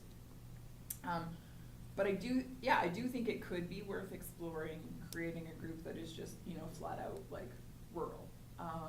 And certainly we do meet and we do discuss the issues. We just don't have an official title. So I think the official title is, potentially worth exploring and something I could bring forward to my colleagues for sure. I think in terms of the prioritization of a rural way of life, I guess what I hear, and I welcome your feedback, because those at this table know this better than I do. Probably the number one thing that I hear from rural people is like, just leave us alone. like I don't hear a lot of, we'd like more government, or we'd like handouts, or I don't hear a lot of that. I hear a lot of, regulation that they'd like to see taken off the books, or red tape that's in the way. And I think, certainly trade impacts agriculture, and our ability to get, product to market, and to bring our inputs into Canada as well, of course. So, all of that plays a role. I don't have specific answers in terms of the research stations. We've put out, they're called order picker questions, and so basically it's a way that we as members of parliament can put forward a question to the department, asking very specific or pointed things, and then they must respond or compelled to respond within 45 days. However, documents can be heavily redacted. Unfortunately, there's no rules around that. And so we have attempted to try to get answers as to why certain decisions are made, and we just haven't, in my view, gotten straight answers and been able to get to the bottom of it. And so I think we'll continue to push on that. I know John Barlow, as our critic in this area, is very active on the file. He's very good in terms of pushing things forward and being a strong advocate for those that are in the rural areas, those that rely on agriculture. So, I guess my short answer is, I don't know, but it's not for lack of trying. Yeah. Thanks. Yeah. Any other questions? I do, if you guys don't. I guess I'm curious, WestJet just made the announcement that they're gonna be pulling out of here. That's effective in June. I was curious if you see that impacting those in the county, and how that might impact. I might pivot, and Trevor, would you be willing to speak to that? Oh, hello, Trevor. Yeah, I think it's a concern from an investment attraction perspective that if you don't have connectivity by air, that you know, that's a risk. Although the type of aircraft that was here provided limited cargo capacity, it was at least something. And so I think there will be a response from the region to try and advocate for whether it's incentives or something. There are a number of operators in Western Canada outside the big two that have expressed interest in this market. So I think it's finding the right combination of, you know, do you waive landing fees? How do you de-risk that investment? Because it's not an easy one. So yeah, it's a concern because anytime you have a lack of connectivity, that's a risk to not only keeping business, but attracting new business, right? Yeah, that's very key. And so I guess, yeah, so I mean, that's what comes to mind for me. I also know that, you know, for example, during COVID, I heard from many producers who rely on their own private aircraft or rented aircraft to be able to get to an operation in Montana or to be able, to be able to do business transactions between the United States and Canada. And of course, things with COVID held them up on that. Do we see this impacting the way that this airport is going to function and the ability for private aircraft to use it? Yeah, my understanding is that the city has, you know, several million in reserve that'll fund the operations as it exists today to about 2030 or thereabouts. So, you know, the viability of the airport is not in question in the sense that, you know, there's a lot of private aircraft movements. There's government, you know, forced fire fighting equipment, private aircraft. There is still a lot of activity. It's just obviously long-term diminishes what you would invest and how you would utilize that. And, you know, from a federal government perspective, you think about the leakage to Great Falls, it's, you know, 45 to 55,000 passengers a year from this region that travel there. And part of the biggest difference is the cost for operators in a US airport versus a Canadian airport. Like, it's the security fees, it's the taxes. That cost burden is what drives you to get a cheaper ticket out of Great Falls, even though you're paying the currency differential. So how does, from a federal government perspective, how do you make our airlines more competitive from a cost operational perspective that they choose Canadian airports to operate from? Yeah, that's a great point. Thank you, Trevor, I appreciate that. MP Thomas, do you mind if Lauren interjects? Sorry, please. Just to add to what Trevor said, I can remember when we were trying to attract different businesses, the very first question that was always asked, do you have a functioning airport with regular scheduled service? Totally. And that's very important to anybody coming here for. Totally. That aside, like, I mean, not that it's entirely aside, but I guess I'm curious, and I don't know if you guys wish to answer this, or perhaps Trevor, but I guess I'm curious, what are those economic opportunities that exist for the county? And I know in years past when I've spoken with the county, of course, one of the restrictions that you've been up against is just access to potable water. And so I'm curious, like, the project in Coaldale that's now been completed, Tori, you said that allows, like, through that East Industrial Pipeline, it allows water to go to McCain's. Does it go anywhere else? Like, does that support further development at all? So our pipeline services primarily McCain. However, the facility itself just is would be, I think, an infrastructure enhancement that was a while coming for the town just with their growth in order to support their growth. So they have the water that they need available in an emergency and to support their future growth. So just to create that reservoir capacity, that's really what that came down to. Okay. For the town primarily. And so is there opportunity for further, like, commercial development within the county? Absolutely, yeah. And what does that look like in terms of priority for the county, or like what type of businesses would you want to attract? Sure, maybe I'll try, and then maybe I'll go to Trevor again, but I'll try. I think with, you know, with council, seeing the opportunity here, and I think with, you know, our CAO working with Cole to, you know, attract people here to the county, and one of those people being Trevor in that role, creating a new role for growth, and how do we look at that moving forward? And I think we have to take a bigger, much broader look at what that looks like. So expanding, I think, you know, what traditionally we saw as an opportunity for here, what else does that look like? You see a lot of exciting things happening throughout the province, whether it's, you know, in energy, alternative energy, hydrogen, all these cool things on the energy side of things that are happening.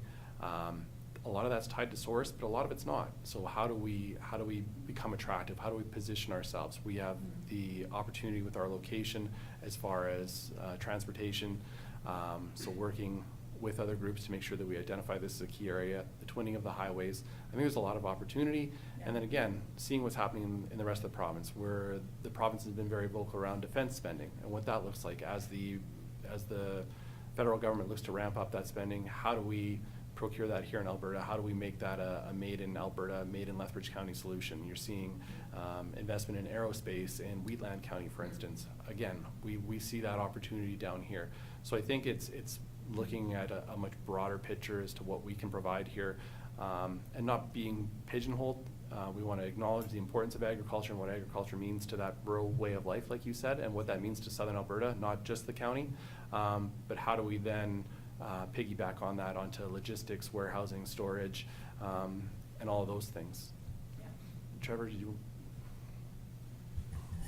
Yeah, thank you, Mr. Chairman. I think you captured it well. It's the value-added aspect of agriculture. So how do we extract more value domestically as opposed to ship those jobs elsewhere and then buy those products back at a premium? How do we create, how do we do more value-added processing and manufacturing here in this region? And that ultimately the constraint is infrastructure. So water, wastewater, trade infrastructure like ports, access to railways, all of which are federal jurisdiction, are the enablers that allow us that, right? So, the federal government has talked very actively about diversifying our trade with other countries. That is fundamentally a good thing, but most of our trade infrastructure runs north-south. So that means investment in capacity to get to market. And that, for the county, that starts with the many roads and bridges my colleague beside me here gets to deal with, and the cost that the municipality shares in maintaining that infrastructure. But if you don't have that bridge across that range road, it's impossible to get to the terminal, to get to the railway, to get to the port, to get to China, right? So it starts at the local level, and I think that's where the federal government could play a much stronger role in contributing to funding, but also partnerships at the municipal level around core infrastructure, because it does then lead to value added. And as the Reeve pointed out, it's then warehousing, distribution, transportation. We have both road, rail, and air in this region. We have all three elements. How do we build on that? And so I don't know the details yet because it only came out this week, but I think the new Trade Diversification Corridors Fund, there's $5 billion that's been announced in 3 streams. I'd be curious to know what we as a region can do to build on Canada's Western Gateway or Canada's Premier Food Corridor as a result of that federal funding that's now available. And so we may be coming back to your office for a letter of support or hey, could you help us navigate this particular funding mechanism once we understand how that applies. And then to the Reeves point, I think not just renewable energy, but sort of the green economy. And I say that very broadly because it includes things like hydrogen. Alberta's positioned itself to, there's a belief in the provincial government that hydrogen vehicles will actually supersede electric vehicles. And so Alberta's trying to position itself in the forefront. We're one of the few regions that can actually generate so-called green hydrogen as opposed to gray or blue hydrogen that comes from natural gas and other sources. So we have a natural strength in wind and solar. How do we then layer hydrogen vehicles, hydrogen vehicle manufacturing on top of that, and then you have green transportation and logistics networks that support industry. And so the whole thing bundles together and becomes a really good sales pitch internationally. Yeah, that's cool. That's really interesting. Okay. Okay. Thank you. That's great. I could just add maybe to the water-specific question. So we did take into consideration the transmission ability for the water pipelines when we did the Eastern Industrial Transmission Pipeline, as well as the county contributed financially to Coaldale's reservoir to essentially upsize the space for future booster pumps, so we could put more flow through. Water gets complicated compared to other utilities because of, one, there's the engineering capacity limitations of it. We also have jurisdictional challenges. So while we may own the license for water, it's processed by another municipality. So then, the first challenge becomes, do they have the capacity to provide that water? If that's overcome, then it becomes contractual challenges where do they have oversight over how we use our water? What does that look like? How do we get access to that water? And then if we can do that, does it become a politicized topic, or does it get conflated with other things that are happening cross-jurisdictionally. So very similar, I'm sure, to the dynamics you guys face federally, provincially. There, we have that here as well. And so, I mean, we've had, I think just in the last month, about $600 million worth of conversations of investment that we cannot support because we don't have access to the water. And then it also becomes, what commitment can we make? So even if we have access from a infrastructure standpoint, wonderful, can we get there with those other jurisdictions to be able to get the water secured or released in time to see those projects happen here? And then to everything Trevor said about the different industries, what should that be? How do we diversify? How do we support the industries that are here? How do we make sure we get the investment and the revenue necessary to support the infrastructure without taking away from what we're trying to protect on the agriculture side of the production? So just more specific to your transmission conversations, there's tons of capacity. We have lots of opportunity for that growth. It is just getting the actual resource to support the development.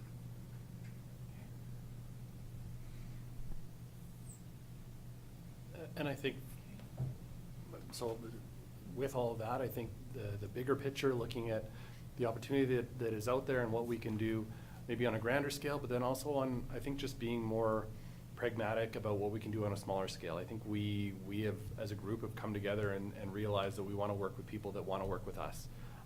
There's no sense having, pushing the rock uphill. Let's find people that want to be good partners and want to work together.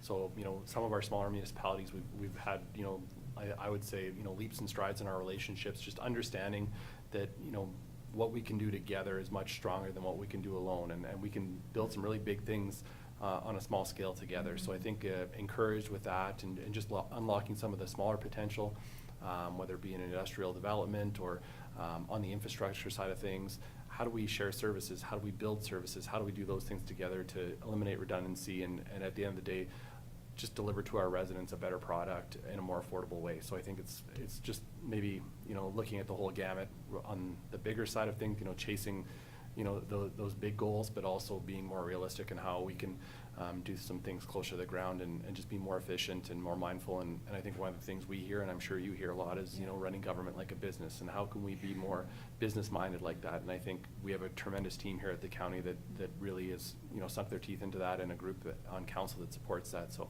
excited about that momentum as well. That's great. That's really great. Can I just come back here for 2 seconds, Cole? Yeah. So when you talk about a potential of $600 million investment, do you know what the contribution would be to our GDP? Like, if we were successful in getting that investment, what would that contribute to our GDP? I can't answer that offhand. I can get you those numbers and those based off of those few, and that's a snippet of conversations to say, hey, can we explore this? What would this look like? How does that support the region?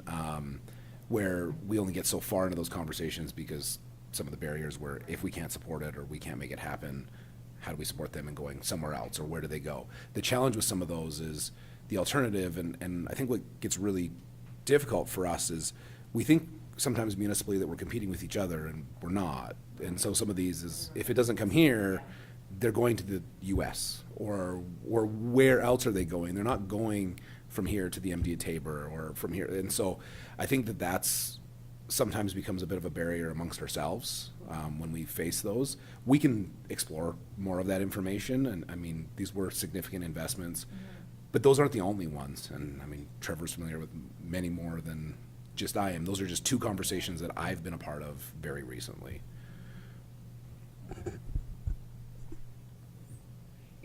Sorry, I guess if I can just understand this a little bit more, if you don't mind, like, I guess I'm just curious in terms of, like, if access to water is, the greatest hindrance to being able to develop these economic opportunities,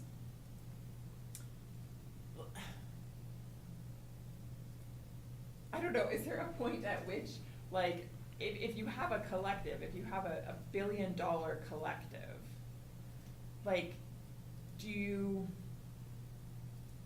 I don't know, like, can there be contributions to a common pot that then facilitates the access to water for all of these?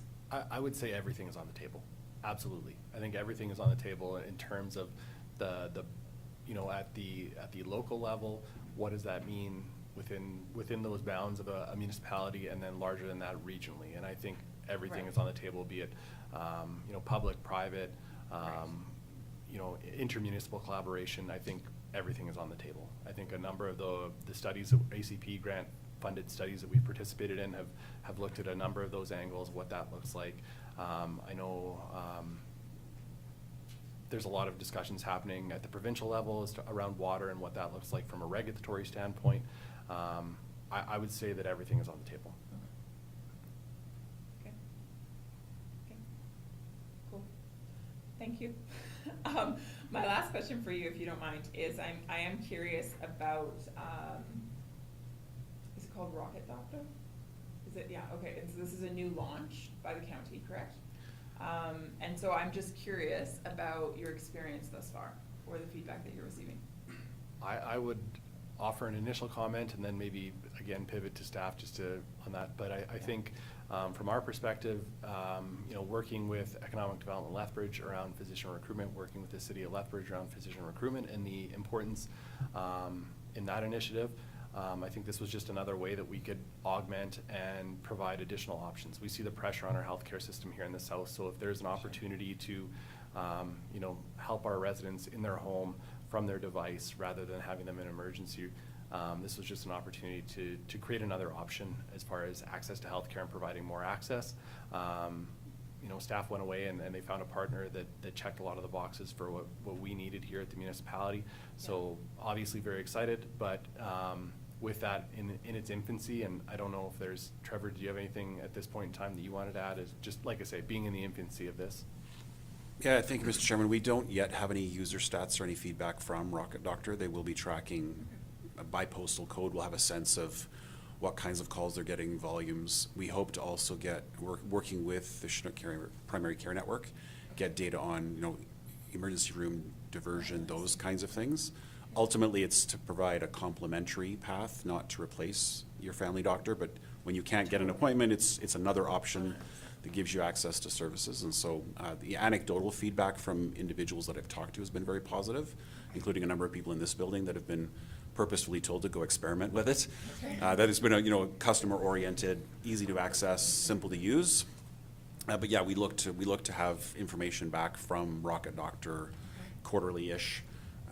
We can certainly send that information to your office just to showcase how it's working. I'm just curious, of course. I think it's a creative solution. I think it's a great way to serve the county, the rural residents, and so I'm curious to see how it goes.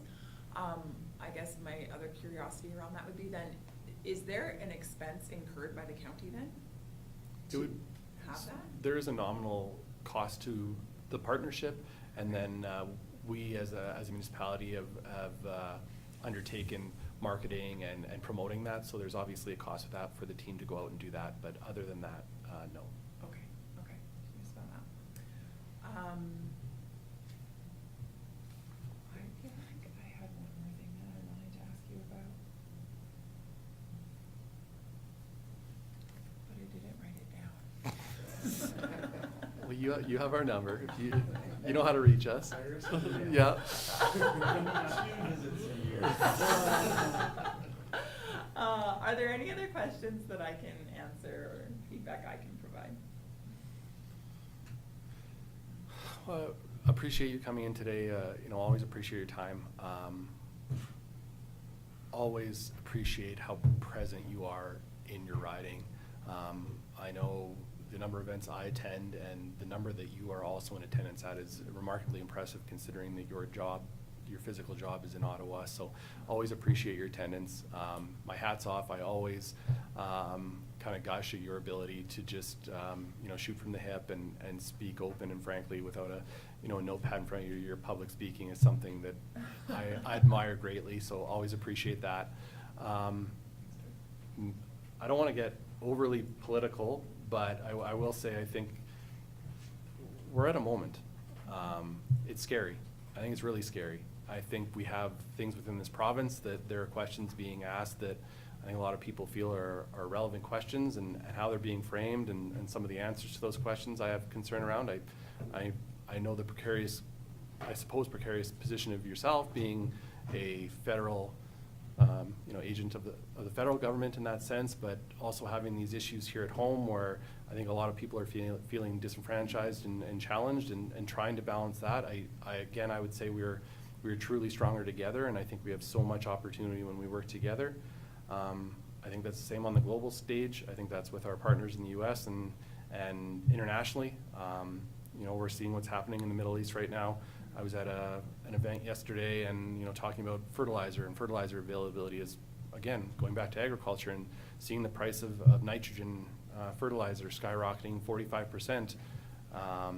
It's concerning, the availability of that when the Strait of Hormuz is essentially choked off because of what's happening. It's, I was telling Eric earlier, 20% of Qatar's LNG just out of the game. 20% of the world's LNG source just out of the game. I mean, it is an interesting time. It is a scary time, but I think there's also tons of opportunity, and I think we have a lot of great things here at home in Southern Alberta, and in our great country. And I will say I'm a very proud Canadian and appreciate the work you do on our behalf. Not an easy time to be an elected official, I know that for sure, and I know as you go up the ladder, it gets more and more challenging, so appreciate the work you do in that regard, and thank you, and just best of luck moving forward, and like I said, I really think that we need to find a way to come together. I feel like we find more and more ways to splinter and fall apart, and I really, that would be my one, if I could say one thing, it would be I really hope that we can find a way to come together. That's very fair. No, I can appreciate that. Thank you. Thank you for your reflections. And I think our goal would be the same, and very much wanting to. Yeah, I think ultimately, my colleagues and I want to see the nation of Canada be strong and united. Interestingly enough, I think a part of a unified country means respecting uniquenesses and honoring those. And so I think, we've got our work cut out for us for sure, but I do think it's possible. I think we're a great country, and I think we can be even better, should be even better. Yeah. Thank you. Do you mind if I take one more moment of your time? Would it be okay if we just snapped a quick photo together? Absolutely. Yeah. No? Eric, you're the newest one here, and you just can't help yourself. Yeah, I'm happy to just take John's seat if you want me to do that, or we can stand by the flags, whatever you prefer. Flags? Sure. Yeah. Okay.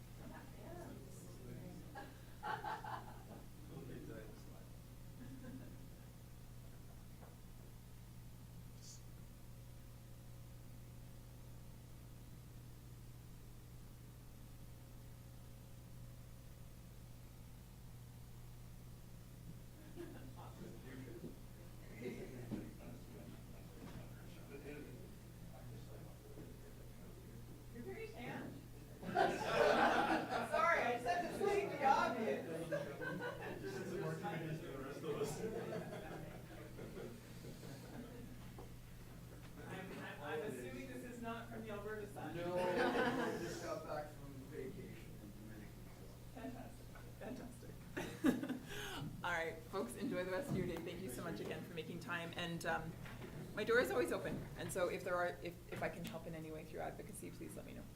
Okay. Sounds good. Thank you.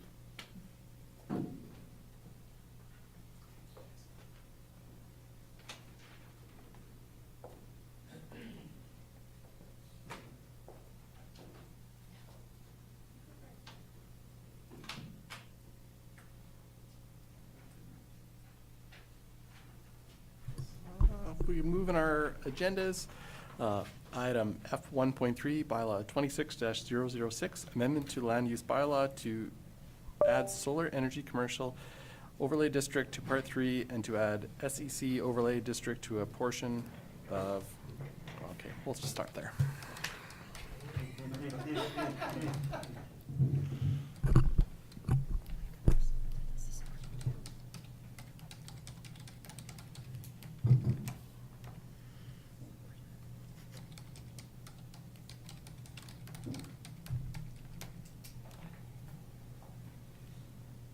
don't know what's going on.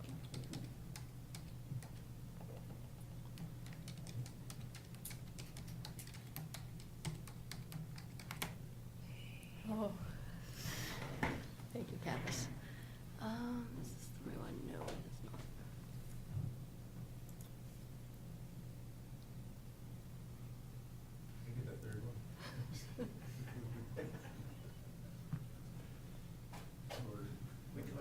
I think that's too relevant to our Hamlet. That's your district. Okay, thank you, Mr. Chair and members of council. So this is bylaw 26-006. It is directly connected to the previous bylaw, bylaw 26-005. This is amendments to the land use bylaw to add the solar energy commercial overlay district to part 3. Part 3 is where we outline all of our conventional land use districts. This would be added. And there's some associated amendments related to that, and then adding this district to the 9 titles listed on the title, and I'll show you a map. So basically, the text amendments that we're proposing are directly tied to adding the district to part 3. Overall, the district provides distinct requirements and transparency for what will be required for a solar energy commercial project. It will simplify and streamline future rezoning applications for large-scale commercial projects. Specific requirements that will be required at the development permit stage are examples of a detailed site plan, decommissioning plan, weed and pest management, fire safety and mitigation plans. That will be all reviewed at the development permit stage.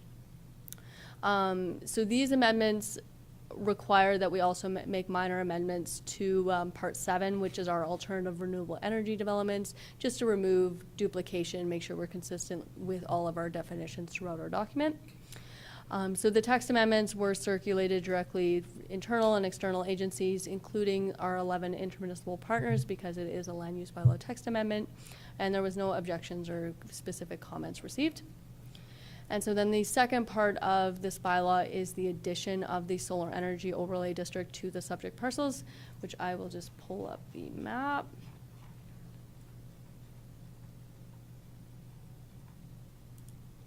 There we go. So the 9 sections, parcels that are applied to this, the addition of the solar energy commercial is specifically to the Lethbridge 2 and 3 solar project that received Alberta Utilities Commission approval. It is important to consider under the Municipal Government Act, Section 619(2), when an application is received for a land use bylaw amendment or development permit, the application, if it's consistent with an approval granted by AUC, the municipality must approve the application to the extent that it complies with the AUC approval. As part of the AUC approval process and review, the applicant did complete a significant participant involvement program, which involved information packages, open houses, and personal consultations with all the landowners within 400 meters of the project boundaries. During the consultation, there was comments received related to noise, glare, and environmental considerations, and AUC considered all of those comments addressed through their approval. So the recommendation before you today is to approve bylaw 26-006 to be read for the first time so that we can schedule the public hearing. The alternative is to table the bylaw for any further consideration, and it is important to just indicate the financial impact of this application for Lethbridge 2 and 3 solar project. It is anticipated that the municipality would benefit from the linear tax rate of approximately $1.5 million once the project is complete and in commission. Thank you. Thank you, Keelan. I will open it up to council for any questions or discussion. Thank you, Mr. Chair. So just, are you asking us to vote on the process or actually the application for this Lethbridge Solar Club, or whatever it's called? Yeah. Thank you, Councillor Hickey. So what I'm asking for a decision today is on the bylaw 26-006. They do require municipal approval to allow a solar energy project on these subject parcels. The way in which administration has recommended that we administrate that is applying a solar energy overlay district to the subject parcels, which would allow them then to apply to the department for a development permit. So this is no different than any rezoning application that you receive. There is no ability under the current land use district to have a solar energy project. So just to, I'm still not quite clear. So then the previous bylaw, 26-005, was the process by which this would come forward under, or? Thank you, Councillor Hickey. So 005 was the municipal development plan. Our municipal development plan under Lethbridge County specifically said all solar energy projects had to be rezoned to direct control. So for us to be able to consider any alternative to rezoning to a different district, we had to amend the municipal development plan. So that was a text amendment, just the same as 005 is. It's just a different statutory document. The reason the bylaws are separated is because the bylaws fall under different appeal authorities. Our municipal development plan would go to courts of King's Bench versus land use bylaw decisions go to SDAB. So it is specifically separated into two bylaws, but they are both text amendments because they are statutory plans under our municipal authority. So previously, Kaylin, if we were operating as we had been previously, we wouldn't be discussing 5, essentially.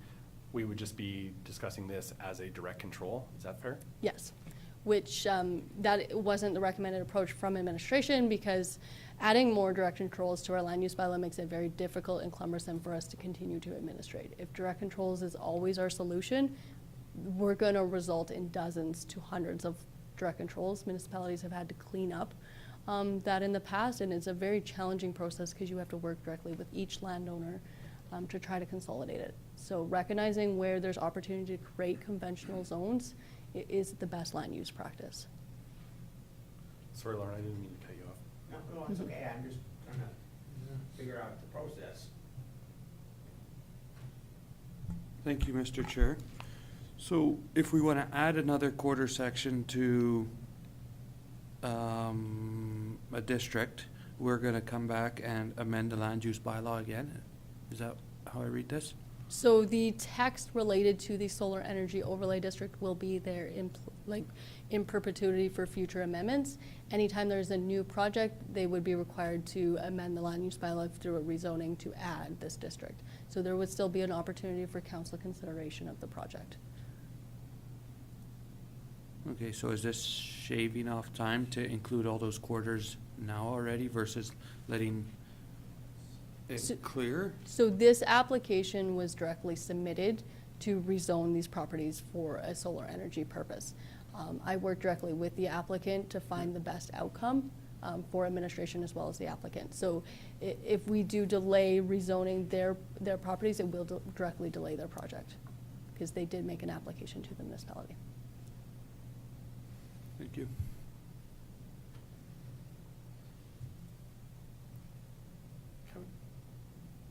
Thank you, Mr. Chair. I think I'm getting it. Sounds pretty straightforward for you guys. So I would move bylaw 26-006 be read a first time. Thank you, Kevin. Kevin's moved that bylaw 26-006 be read for a first time. Is there any further discussion? Call the question. Those in favor? Those opposed? That's carried. Thanks, Kaylin. Thank you.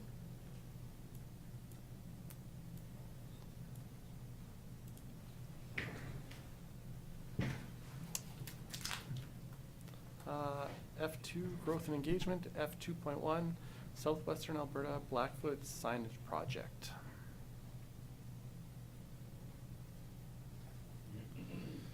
Morning, Trevor. Thank you, Mr. Chairman. Good morning. Recognizing I'm one of the last things standing between you and food and the end of this meeting, I shall be brief. This is an update on the Southwestern Alberta Blackfoot Signage Project, which was an item brought forward by Councillor Hickey a number of meetings ago. And so this is returned basically for just formalizing the intent, if it is council's will, to move forward with pursuing a Blackfoot name for Lethbridge County in collaboration with Community Futures that administers this project. And so one of the things for you to contemplate is the benefits of doing so. Obtaining a Blackfoot name results in a meaningful relationship-based action that we can demonstrate to our closest neighbors geographically. It acknowledges our location within Blackfoot territory. It demonstrates respect for the Blackfoot language and the fact that there are many people trying to revitalize and maintain that language. It also strengthens government-to-government relations with one of our closest neighbors. So you may also be familiar with the Federal Truth and Reconciliations Commission's calls to action, and this is a tangible thing that Lethbridge County could do if you so choose. So the recommendation is that Lethbridge County participate in the Community Futures Lethbridge Region's Southwestern Alberta Blackfoot Signage Project for the purpose of receiving an official Blackfoot name, and that further administration engage with the advisory committee that works with Community Futures on some culturally appropriate translations for things like our Deep Roots Bright Futures campaign, and that further, as we've discussed before, that any actual signage would be deferred to future capital deliberations. So we're not proposing at this time to do any actual signage, recognizing that council wishes to discuss that as a part of future capital campaigns. So there's no cost out of pocket to move forward. This was simply to formalize the discussion that had happened a number of weeks ago, if it is council's will to move forward. Upon receiving a Blackfoot name, we would simply incorporate that into some of our messaging and branding, and where appropriate, it would be used in publications or in, perhaps internal things where it makes sense and where it's appropriate to do so. I think the report's fairly straightforward. I'll leave it there, but I'm happy to answer any questions that folks might have. Thank you, Trevor. I'd open up for any questions.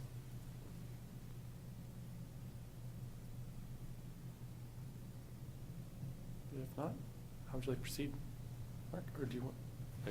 Oh, go ahead, Mark. Thank you, Mr. Chair. I would like to move the recommendation without reading it in detail before I do that. Not that I'm lazy, I'm just old, but thank you. Thank you, Mark.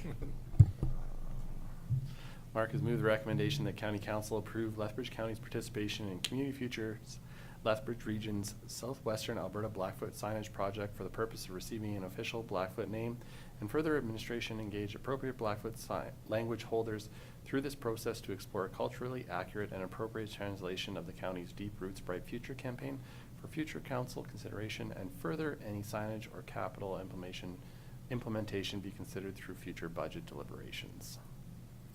Any further discussion? Eric. Thank you, Mr. Chair.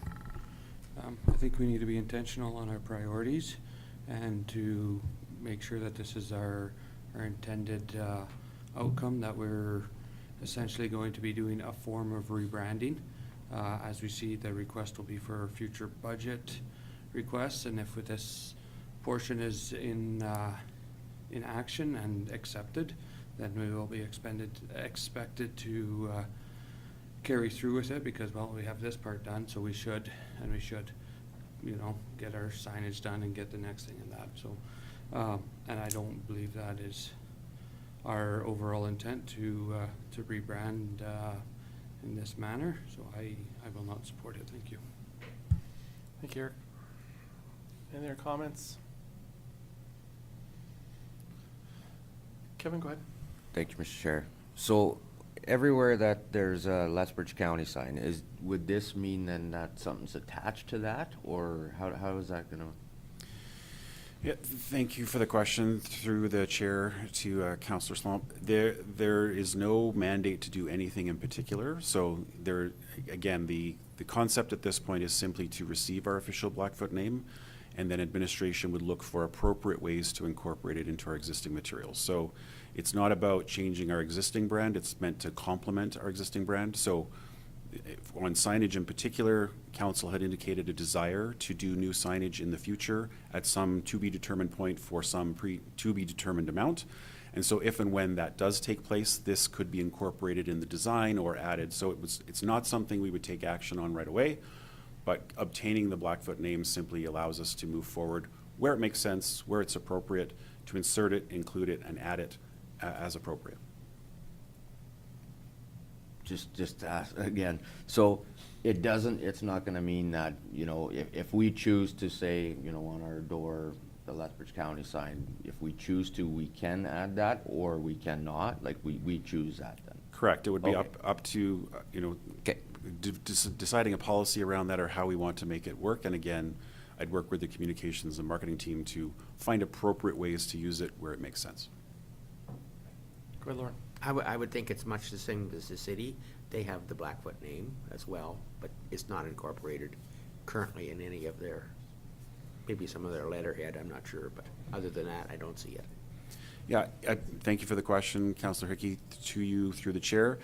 There are a number of ways the city uses Indigenous references, including symbols, colors, those kinds of things.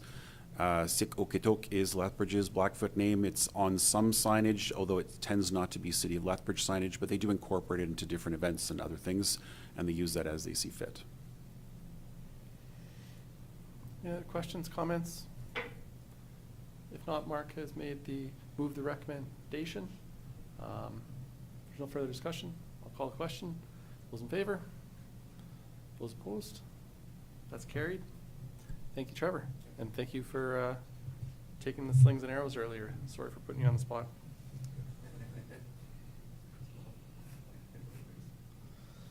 Correspondence. We have 3 items of correspondence before us today.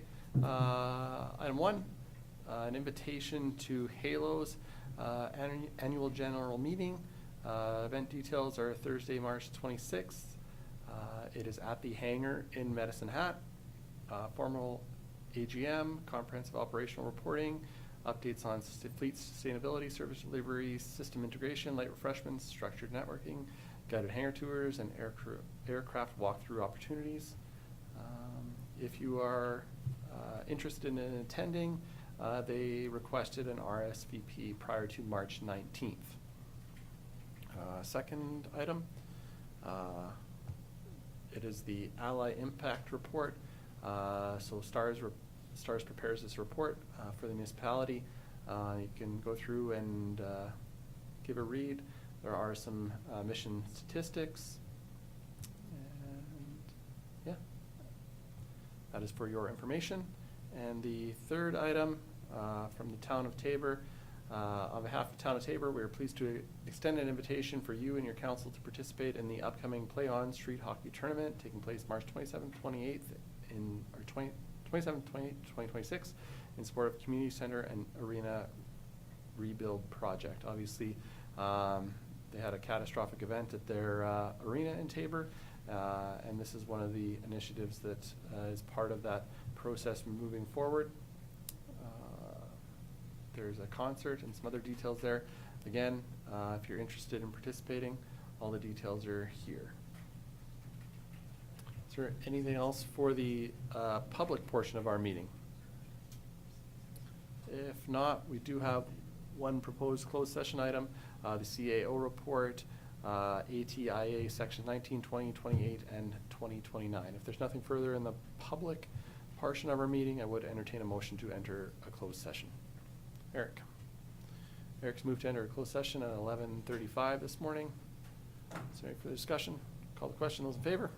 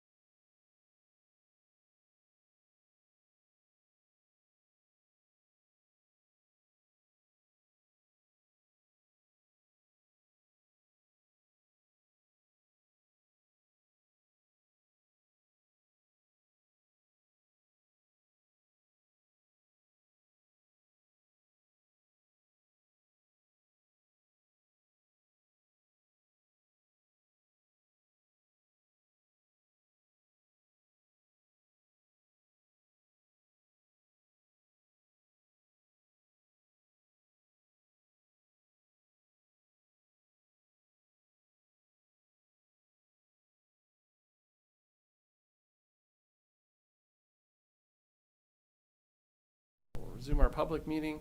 We have one item coming out of our closed session. Eric, I'll throw to you.